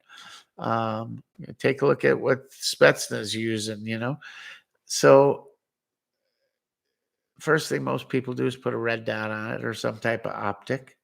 If you want to shoot irons, it's easy to get a different front post. It's easy to pop a different rear sight on it. A little harder to increase the sight radius, right? But grab an RPK or something with a 24-inch barrel or a PSL or something like that. Now you got a longer sight radius. And at the end of the day, I'm not going to be doing this testing with iron sights. I'm going to be doing with a scope. And I'm not going to be doing it with a red dot even. I'm going to be doing it with a scope. One, because my old eyes. Two, it's about seeing how accurate we can get this round out of a fairly accurate standard, the most accurate variant I own. whatever that's going to turn out to be. So we're going to have an optic. I put ALG triggers in just about everything. And I've got a mix of the UL as well as the, what is it, UL and UT? One U is ultimate, and the other one is the standard. I forget the two letters for it, but they're both good. And frankly, some people complain, oh, I can't shoot that UL; it's way too light. Well, I'll tell you and the difference. The UL is the ultimate. That's the nickel boron coated one. Silver one. The black one is the other one. Well, guess what, guys? The trigger pull is exactly the same on them. They're about 3.5 pounds, maybe 3 pounds in some cases. The difference between those two triggers is really the reset. The reset is much shorter on the UL. The UL comes with an extra spring to increase the pull weight a little bit if it's too light for you. And God, it's been probably a year and a half since I put one in. I think the black triggers come with one too. I got to look though. But if not, you can get it from them and install it. I don't think it's learn trigger control. That's all. They're fast. They're really fast, and they're great triggers. I'll be shooting for sure an ALG trigger in it. And the gas pressure, well, I really can't do anything about that. But,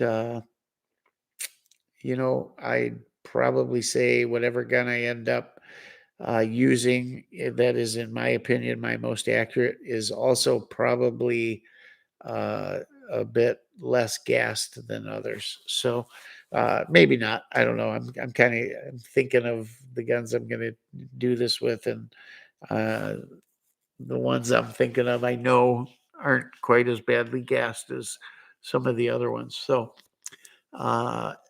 it's like anything. You take you buy an AR, you put a Geisley in it, and maybe you're running a mid-length gas system, so it's a little better gassed, and same stuff. 6 of one, half dozen of another. But yeah, you are right, absolutely right. When box stock AK, yeah, they are rougher. There's no doubt about it. But there's good stuff out there too. I think a lot of guys are used to. They had an old Wasser back in the day, and the trigger was all gritty and grindy, and the receiver was twisted, and whatever the case may be. But they've never, had a Vepr FM in their hands, where they're gassed pretty right. The sights are magnificent, and even the triggers in them have gotten better. The fine group triggers even are much better. And you put some rounds through them, and everything smooths out, and there you go. Is it? Do we have an original military Russian AK here available for us to test? Well, I guess closest thing would go back to an SGL, right? But I don't own an SGL. So, hey, it's about building the round that's most accurate. I'll leave the rifle to you, because let's face it, this guy just bought Yugo in walnut, and the next guy may have a Wasser, and the next guy may have an Arsenal, and whatever. So it's about building an accurate round, and see if we can't do better on it. Heck, where the biggest, and Fred will probably agree with me here, but this has always been my thought. And I've always made the biggest gains in accuracy just by getting the one thing in reloading that can gain you the most accuracy, in my opinion, is getting that bullet closer to the lands and grooves.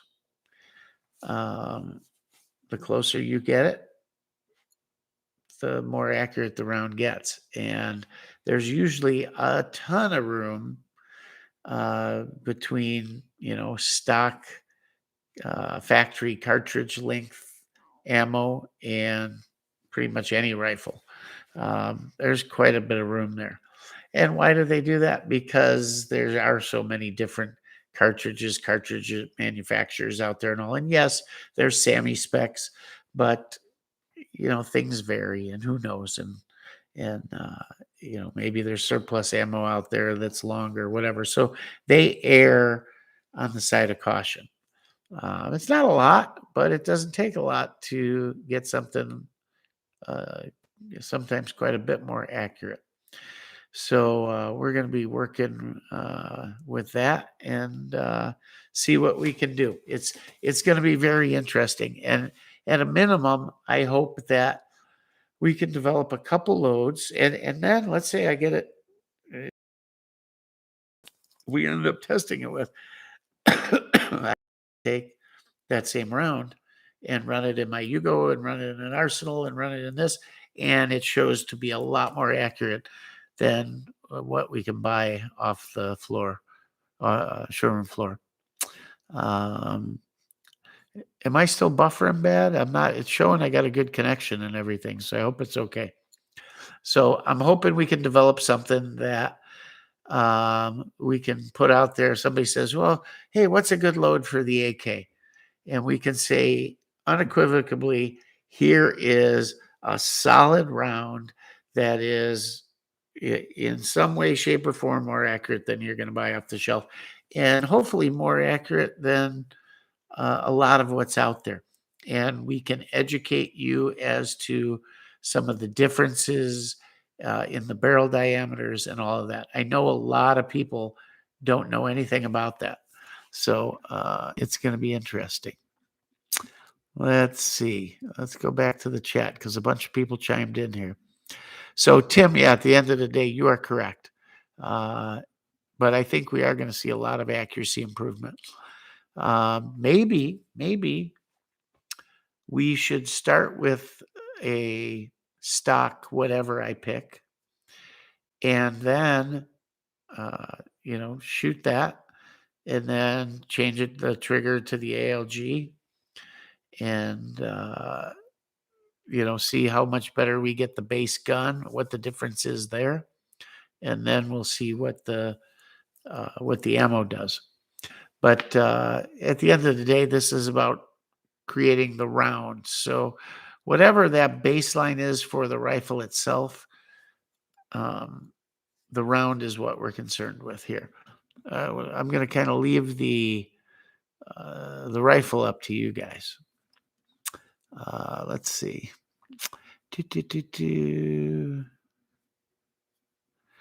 Joe knows the process. He just doesn't have the gear for it. Well, Joe, you are an expert at acquiring what you need and building up those important things. For those of you guys, I know most of you that are in here all the time know Joe. And Joe's, he's been putting parts away and all kinds of stuff. He's done a magnificent job readying himself over this last year or so. I know, Joe, if anybody can do it, buddy, you can.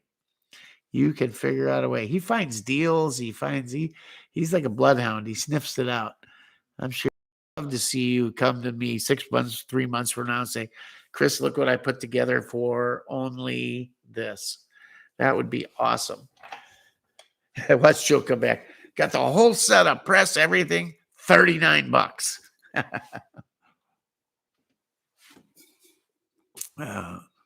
Let's see. Dan Dude 2010. Good to have you here.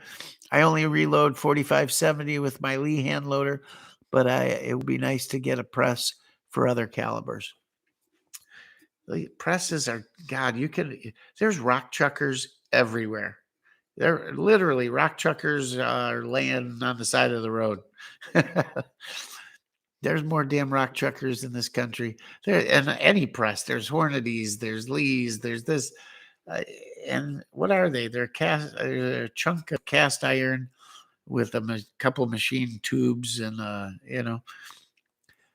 you can't. I see them on Craigslist all the time, dirt cheap. Grab yourself some stuff, and you can't wear them out.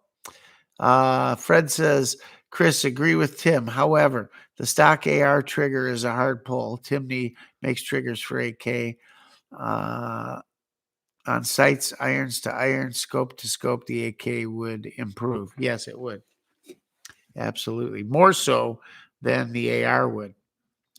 The changing out triggers on an AK is going to make a much bigger difference on the AK than on the AR, in my opinion. But the AK is hurt by the sight radius too. Joe Morgan, AK isn't inaccurate. It's made to be different. It's not for Camp Perry. Oh, absolutely. Here, you have, how do they put it? Effective range, that they list for different guns, and practical range, right? Practical range for an M4 for that matter. I mean, practical range, what's practical? What is where your probability of hitting a target is pretty much there? 300 yards, both guns. Can the AR go further than the AK? Yeah, the AK signs off quicker, for sure.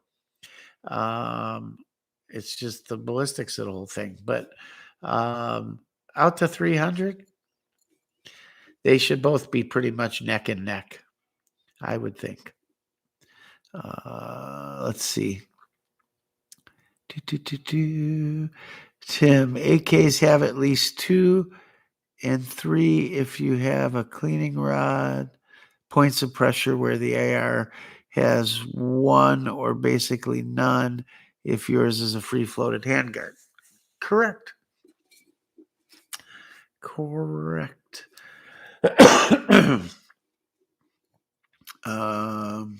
Fred, Chris, you're buffering. Tim, sadly, from 80 to 87 was on the op end of the AR in Army SF. Yes, he was. R says, Barry says 7.62 by 39 in stock, 40 for 250. So there's 7.62 by 39, if it's the one I'm thinking of, is a 312 diameter, 150 grain bullet. There's guys that are saying they've had success using that bullet. And there's other opinions, I believe, including Fred's, that says that bullet's too close to being dangerous. It's a full load, if not a compacted load. That bullet's made for the 303 Brit, really, is what it's made for. If it's the one I'm thinking about, maybe they came out with something I'm not sure of. 310 diameter, really? Well, I'll have to go look at it and see. When I looked the other day, there wasn't any, and I'd add that into the testing. Why not? The more, the merrier. Alan Bishop, I'd use a ZPAP for the test. Been thinking about it. Good rifle. Heavier barrel, right? Bulge trunnions, cold hammer forge, chrome line, nice barrel, nice gun, always. It's in there. It's a good thought. Tell me what you guys want to see.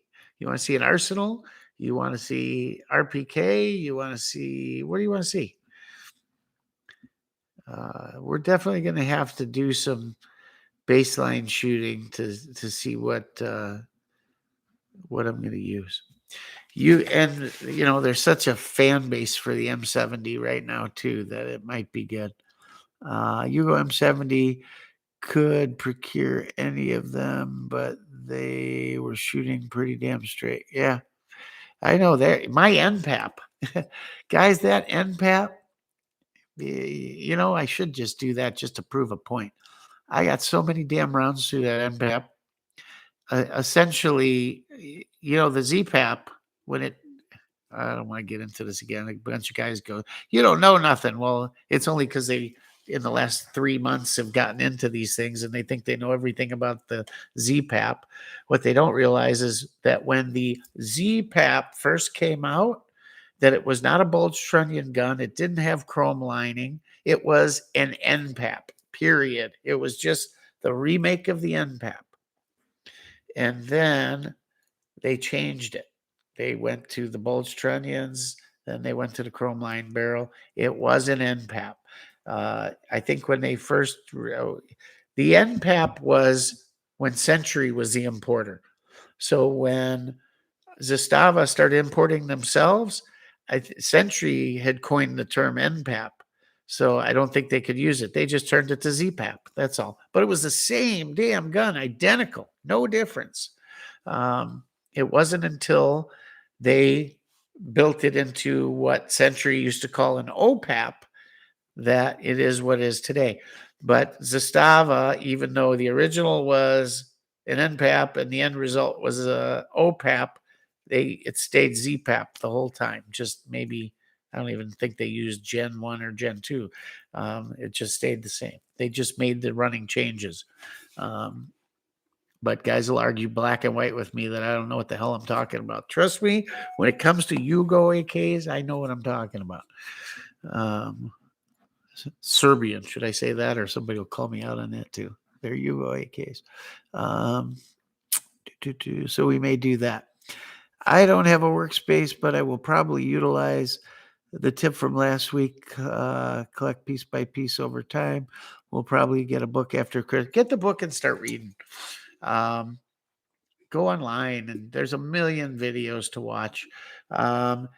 Get a cart. Like right now, this computer is sitting on a little rolling cart file cabinet that's part of my desk / bench here.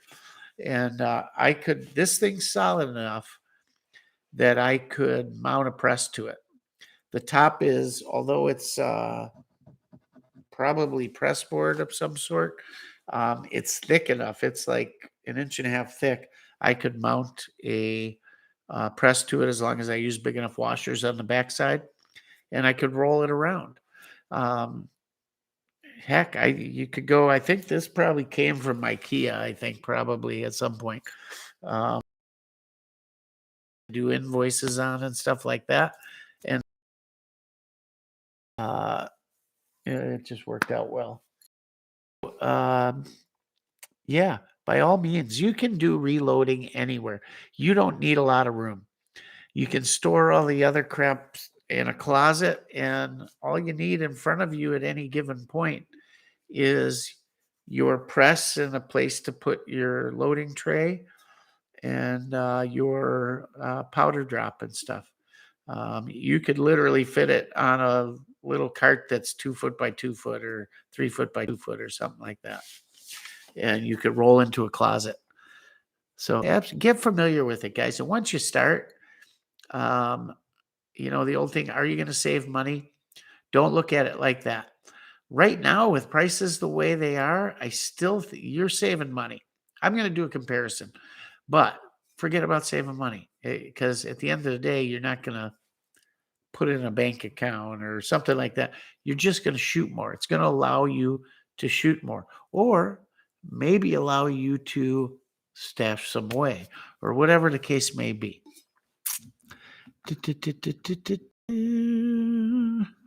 Let's see. And that was Hattori Hanzo, by the way. He's here. Good to see you.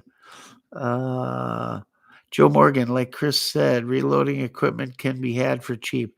Nothing wrong with a Lee Classic. Exactly. Cheap. Guys, so many guys get into it and then get out of it.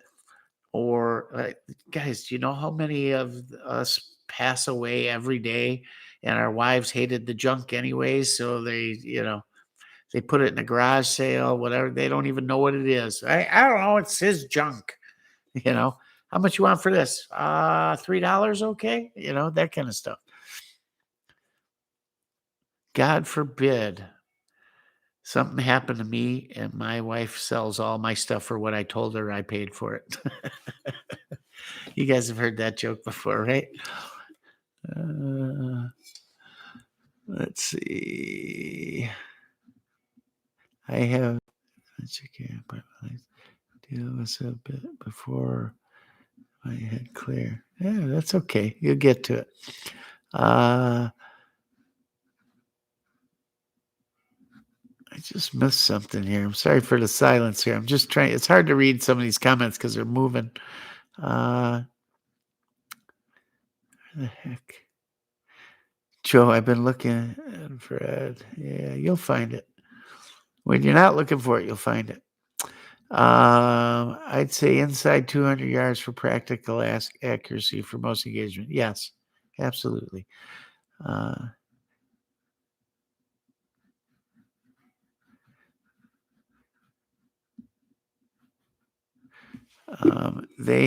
Saw Gunner, they have them berries hit and miss, however.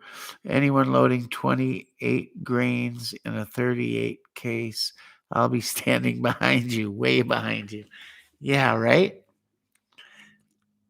That's what we talked about. You're right. Yeah, that's just not smart. I mean, think about it. What if they're using a powder where temperature variations may do something? You know, you're getting close to the borderline.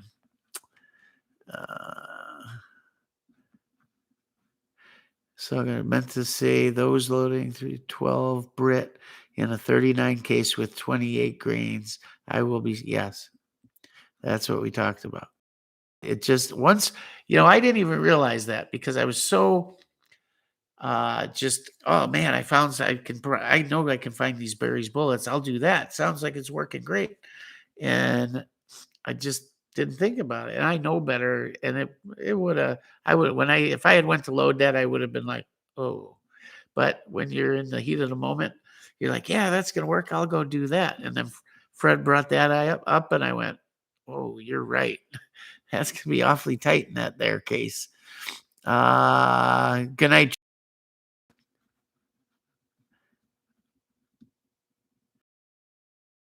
Here way late, man. We're at 2 hours, but hey, it's good to see you. And look, you're commenting. It's working.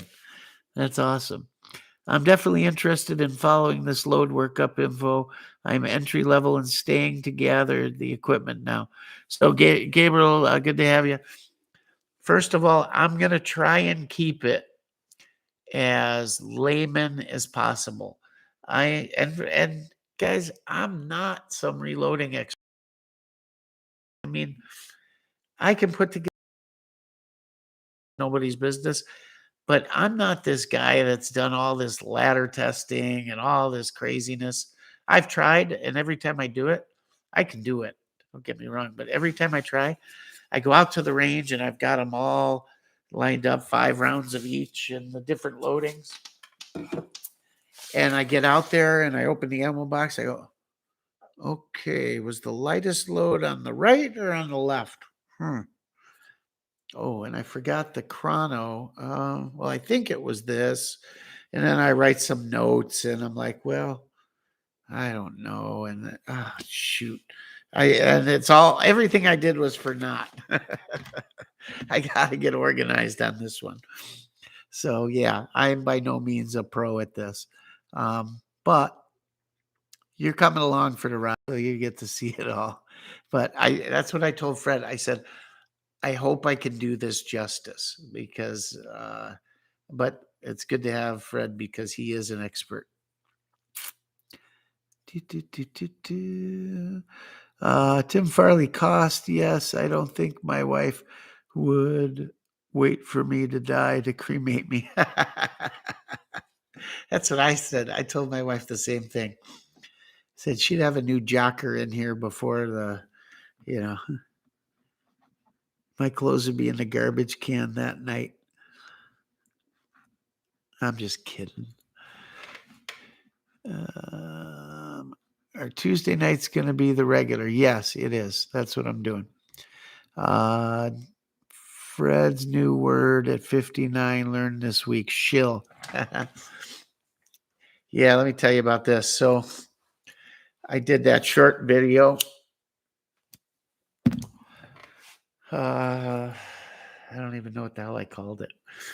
The Buy 39 project. I was just kind of announcing the project, and I talked about one of my followers on the channel, meeting Fred, sent me this package of all this project with, and for those that didn't hear it or didn't see. So I was talking to Fred. I just needed reloading supplies. I wanted some small pistol primers, and I wanted to find some bullets for the 7.62 and whatever. So Fred says, well, I got this and I got this and I got this.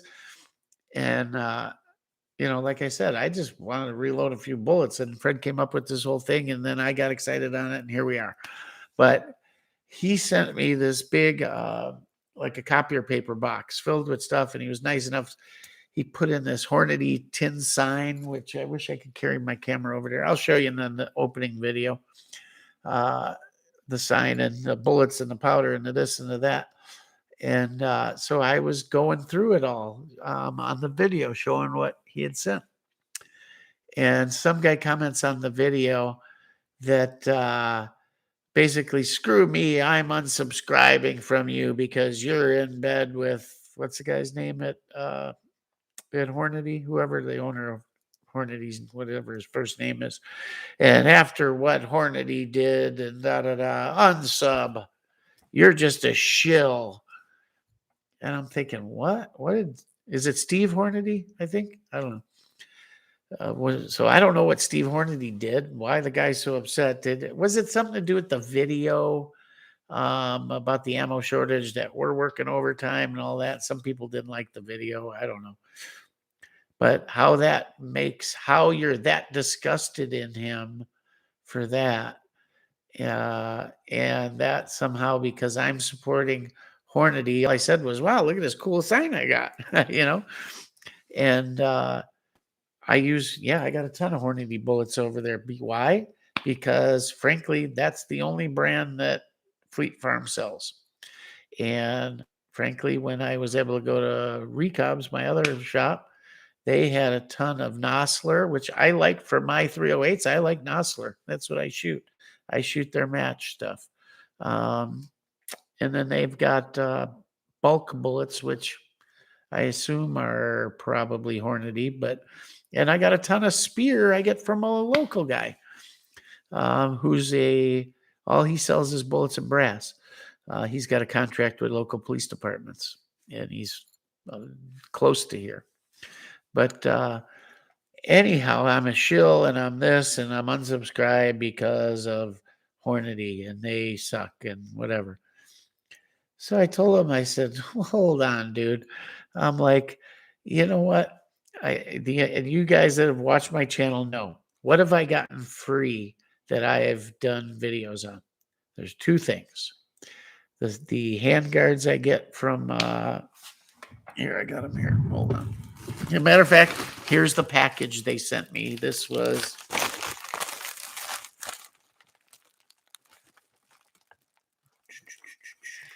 when did they send this? This came out of Salinas, California to Rockford Ordnance.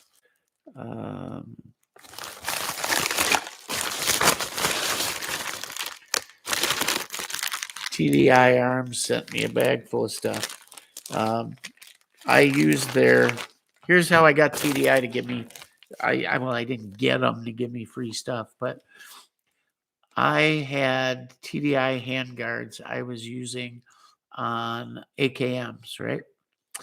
And I think at the time, I may have had them on my Vepers too. And for those of you that don't know, because nowadays there's tons of stuff, but 2 years ago even, there was nobody made a nice handguard for an M70 for a ZPAP, right? And I said, I think I had told them, you need to make one for the Yugo's guns, And then when the ZPAP came out, they came out with the billet lower. And I commented somewhere, AK Files or something, of finally, oh my God, I love these things. I use them on this. This is like, I'm so damn happy about it. And all of a sudden I get an email or instant message from this guy at TDI. He says, hey, we'd be happy to send you one. I think I had posted a picture on their Instagram showing my two Vepers, my two Vepr FMs with their handguards, and a Vepr 12, and an Arsenal with it. 4 rifles, all with their handguard that I paid for, bought myself. I just commented I was so happy they came out with the Yugo. I can finally get a real handguard on it. So he IMs me, and he says, "Hey, shoot me your address, and we'll send you one out, and you can do a video on it. Love your videos." Awesome. That was like my first ever early on in the game. Like, wow, I got somebody's gonna send me free stuff, you know. And so he sent me a bunch of their grips and some other handguards they have. And these are the interchangeable back straps. And he didn't just send me one handguard, he sent me like 4. And I was like, holy cow. And then wanted me to send all kinds of feedback and stuff, which they use to do their stuff. So I was joking with him one day. I said, "So I'm consulting for the Israeli defense company or whatever." He says, "Yeah, basically." I'm like, wow, how'd that happen? Anyhow, but I've always said they give me free handguards. And Krebs one time gave me his IMR system, his interchangeable muzzle device system with the flash hider. Those are the 2 things I've gotten free at this channel. Everything else you see, everything. Ammo, guns, accessories, everything, reloading stuff has been on my dime. Every bit of it. And then Fred sends me all this stuff. And long story short, today or yesterday, I've been so behind on stuff. He says, "Hey, I'm not going to go through the whole thing, but Chris, we want you to have this as a token." And I said, "No, absolutely not." He's not, it's one thing if it's big corporations, something like that, but or a one item thing, but not what he sent me. No. So we're paying for it. Just not going to do that. I know what it's like to run a small business, and it's not easy. It's not easy. And it's funny how your neighbors and everybody think you're some big shot, right? Oh, he owns a company. They should know, right? I'd be better out. Sometimes you're better out. You feel like you'd be better off working at Arby's or something, right? Anyhow, yeah. So he thought I was a shill and this and that and on and on. And what a joke. What a joke that we make all this money on YouTube. Put it this way. What I made on YouTube last month would not buy me a box of 45 Colt ammo. Literally. Or it would just about. It'd be a few dollars short.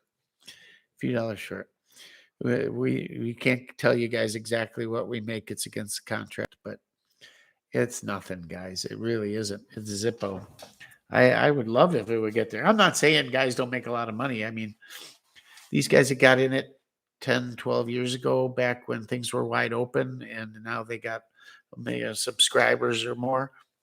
Yeah, they're making big dough, and they've had time to adapt to when YouTube cut everything by 50%, and they've had time to adapt to sponsors and all that stuff. Yeah, look at this. I got 5,000 subscribers. It's nothing. You guys that like watching me and that kind of thing, cool. Okay. I'm in it for the fun. I would love if it made money. Don't get me wrong. I'd love if I could do this for a living, but I think it'll be 2087 before I can do that. Anyhow, so we went through the new AK that came out. I'm going to try to get our hands on that. State of the Union, basically, what's out there, gun and ammo wise, and kind of an insider view and thoughts and beginning on what the videos are going to be coming out.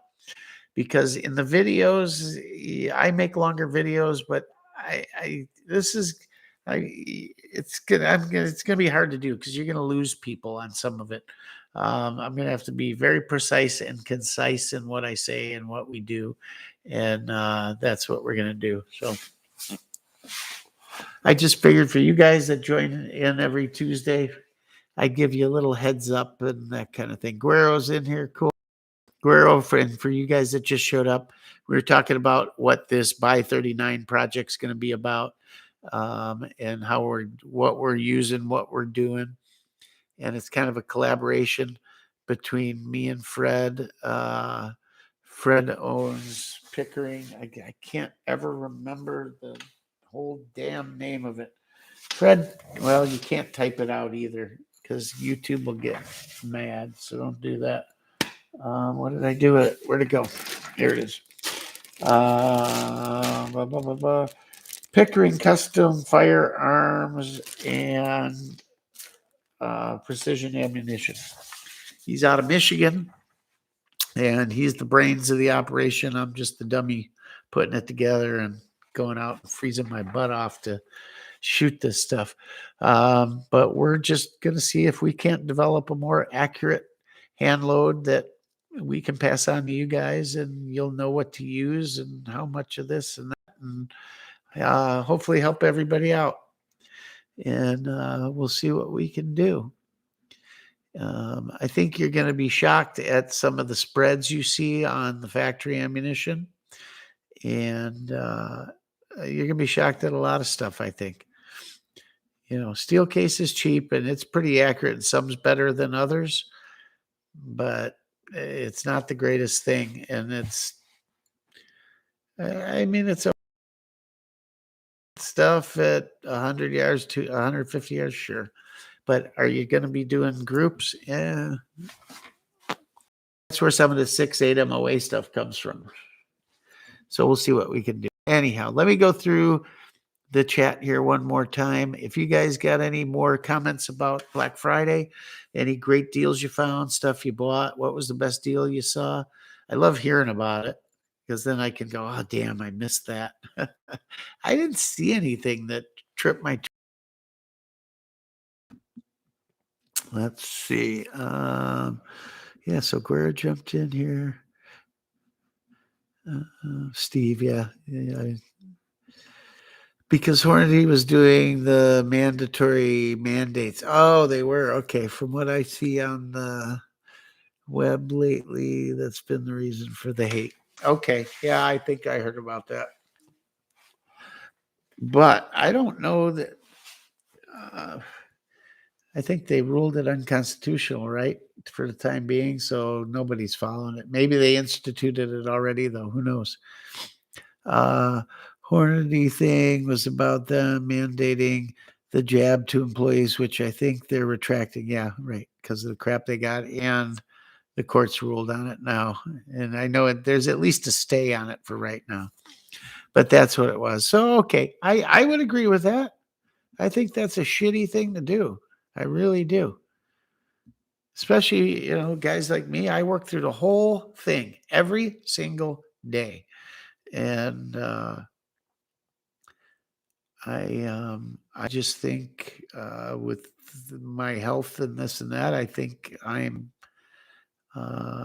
better off without it.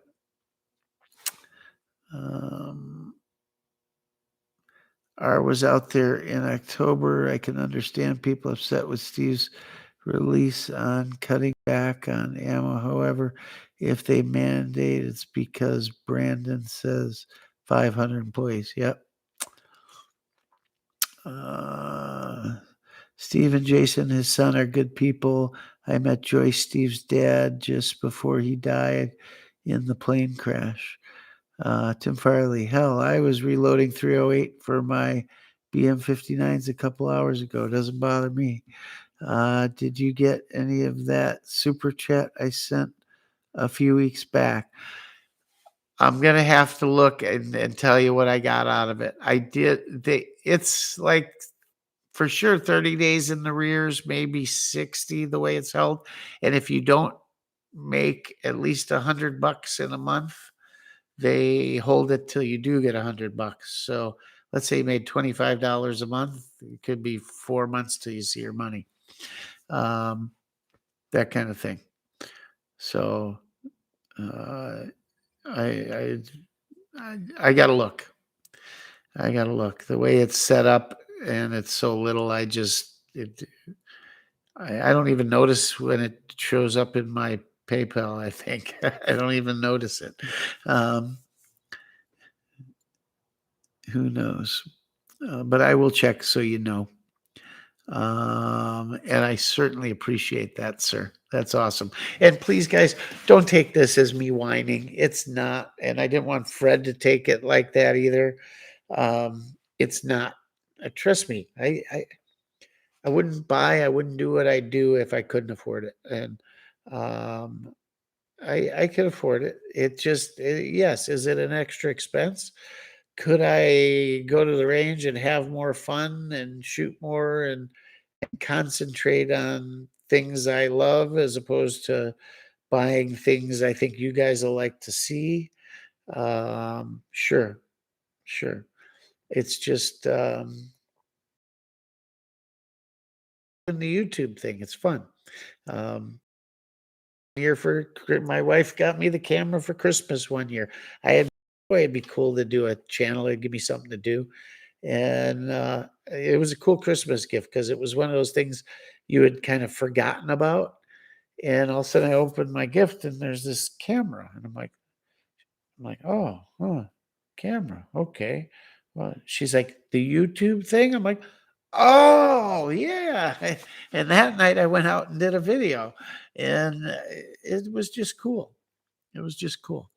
I enjoy it. I wish I had the time to have a more professional set and all that. But the more I thought about it, I like this setup. I think that's why I was attracted to 2A EDU's channel at first because one day I don't know his videos popped up and I'm looking. I'm like, that looks kind of like my setup. The crap everywhere behind you. People's shops are and you know guns hanging here and a pile of this there, bullets here, this, that. It's just how it ends up. Fred knows exactly what I'm talking about. I saw a video of his. It's the same deal. We're all the same. We're all the same. But yeah, it was fun. And the more I saw this, I just kind of like it. It's what we do. And I think it's kind of a good representation of a lot of um, guys' shops or whatever. I mean, there's always those guys that totally meticulous, and I'm like that in a lot of ways.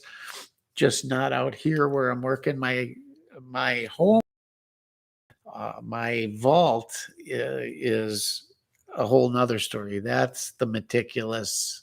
When I'm working on my stuff at home, but that's different. It just is. But that doesn't feel like my shop either. It's like there's no sound in there because it's so secure and everything. It's like your ears feel weird when you're in there. You know, you need a large chunk of explosives and a lot of time to get into there. So, um, but it is cool. It's cool. And I tried doing videos in there, but the friggin' internet won't even penetrate in there. And the sound sounds so weird in there. It's terrible. It looks cool, but I can't do a live stream in there ever. Won't work.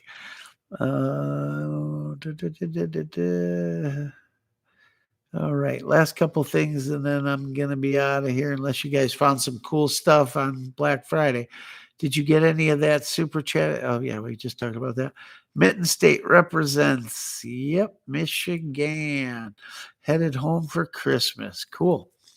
Global Ordnance 150 308 Hornady full metal jacket, less than $22. What?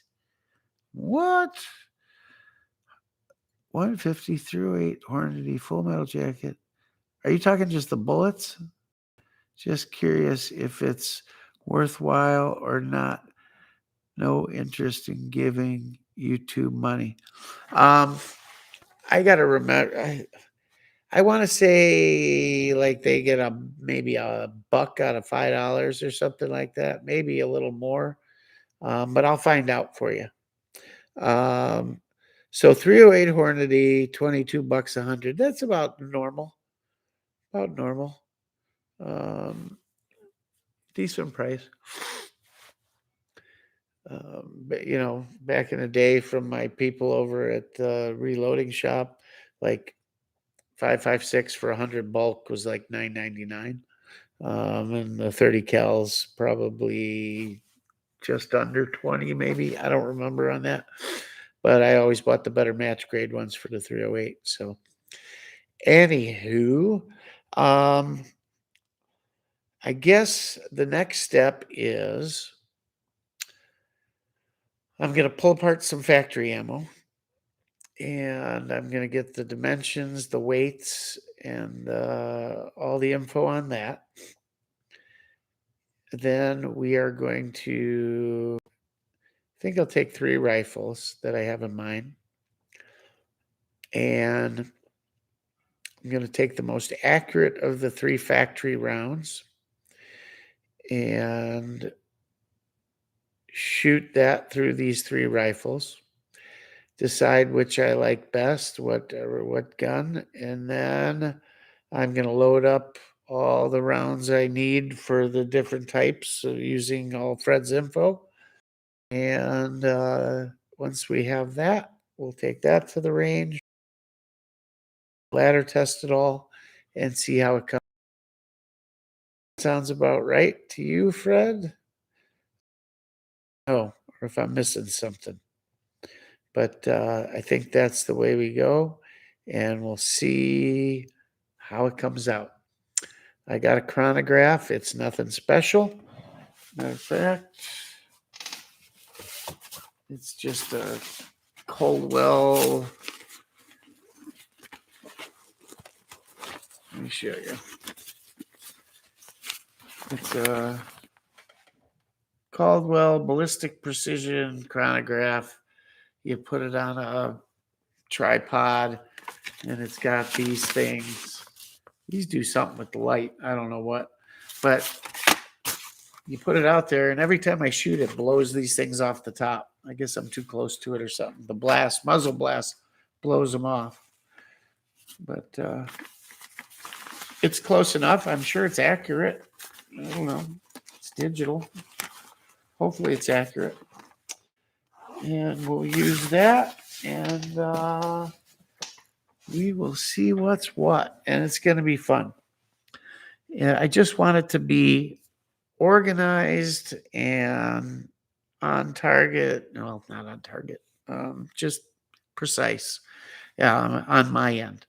So I'm going to have a little conversation with Fred, maybe tomorrow, Fred, if that works for you. I can't do it in the morning, but I'll text you and we'll see where we're at. And we'll go from there. I just want to run the plan by you. And I got to do some more reading on the loads and stuff. And we'll talk about the ladder stuff and go from there. And then we'll bring it all to you guys as quick as we can and as, pieces.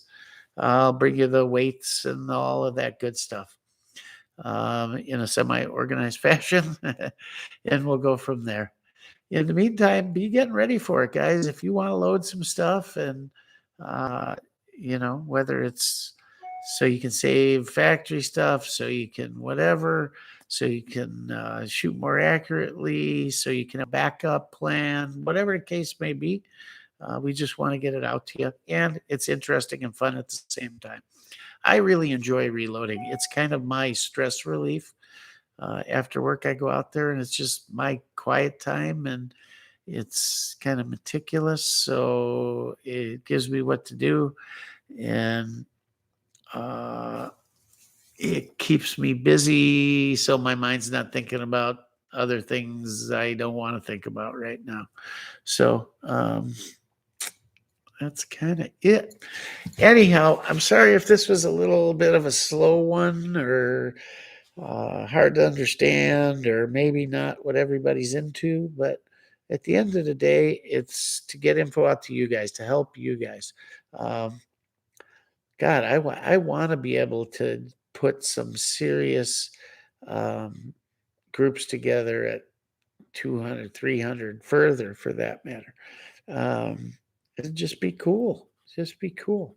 And to gain that knowledge to say, okay, is import ammo steel case the same as what their militaries are using, or is it different? And how so? And is that why there's an accuracy deficit and all this different things? Just try to answer a bunch of questions. Hey, maybe I find out. It'd be kind of cool if I could find out 308 shoots just fine through it. I kind of doubt it, but some people say it does. Even in one reloading manual I read, said 308 shoots fine out of the majority of them. Just fine, they said. I got to find that manual. I'll put that in there. Anyhow, guys, thanks for everything. Uh, You're right. Should be able to without issue. Chrono is over 2300 FPS. We'll be talking soon. Great seeing everyone tonight. Great seeing you guys too, guys. When Saw Gunner Fred's in here and you got any questions, he's a boatload of knowledge on anything precision, on anything reloading, on availability, on components, on ammo, on anything. He's in Michigan where a lot of good people live. And, this is all about one. So scratching each other's back, that kind of thing. So if you got any questions, ask them. Shoot them a text, shoot them or whatever, look them up. And he's certainly good people. We're going to definitely get together and do some shooting. And I can't wait to just get up there, me and my wife, and go have dinner. So it'll be fun.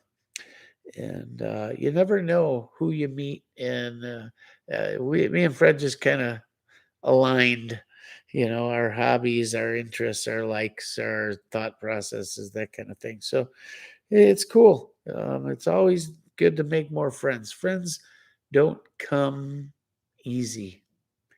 Do they? I mean, they just don't. So whenever you can, hey, the first time we talked on the phone, guys, it was a 3-hour conversation. It felt like 10 minutes. Just good people.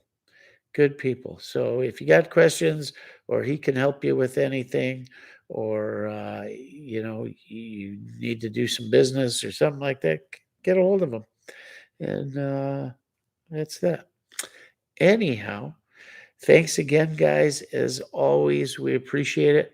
Hope I didn't bore you tonight. I feel like I bored the hell out of you. Some nights you're in it and you're going, and other nights you're a little more, yeah. I've been a little under the weather and tired. And real quick, then I'll let you go. Yeah, unbelievable. I'm driving home Saturday night. I had I had a long week with the holiday and everything, and I drive 2 hours one way to work. Driving home, got the cruise set at about 80, wide open, 2-lane each way highway. They had just finished it, construction. There's nobody out there. I'm cruising along, and I dozed off. And I woke up about staring at the end of a cement. The lane dividers they use, they're about a thigh high maybe, and the bottoms are angle out. The cement 8-foot long blocks they separate lanes with.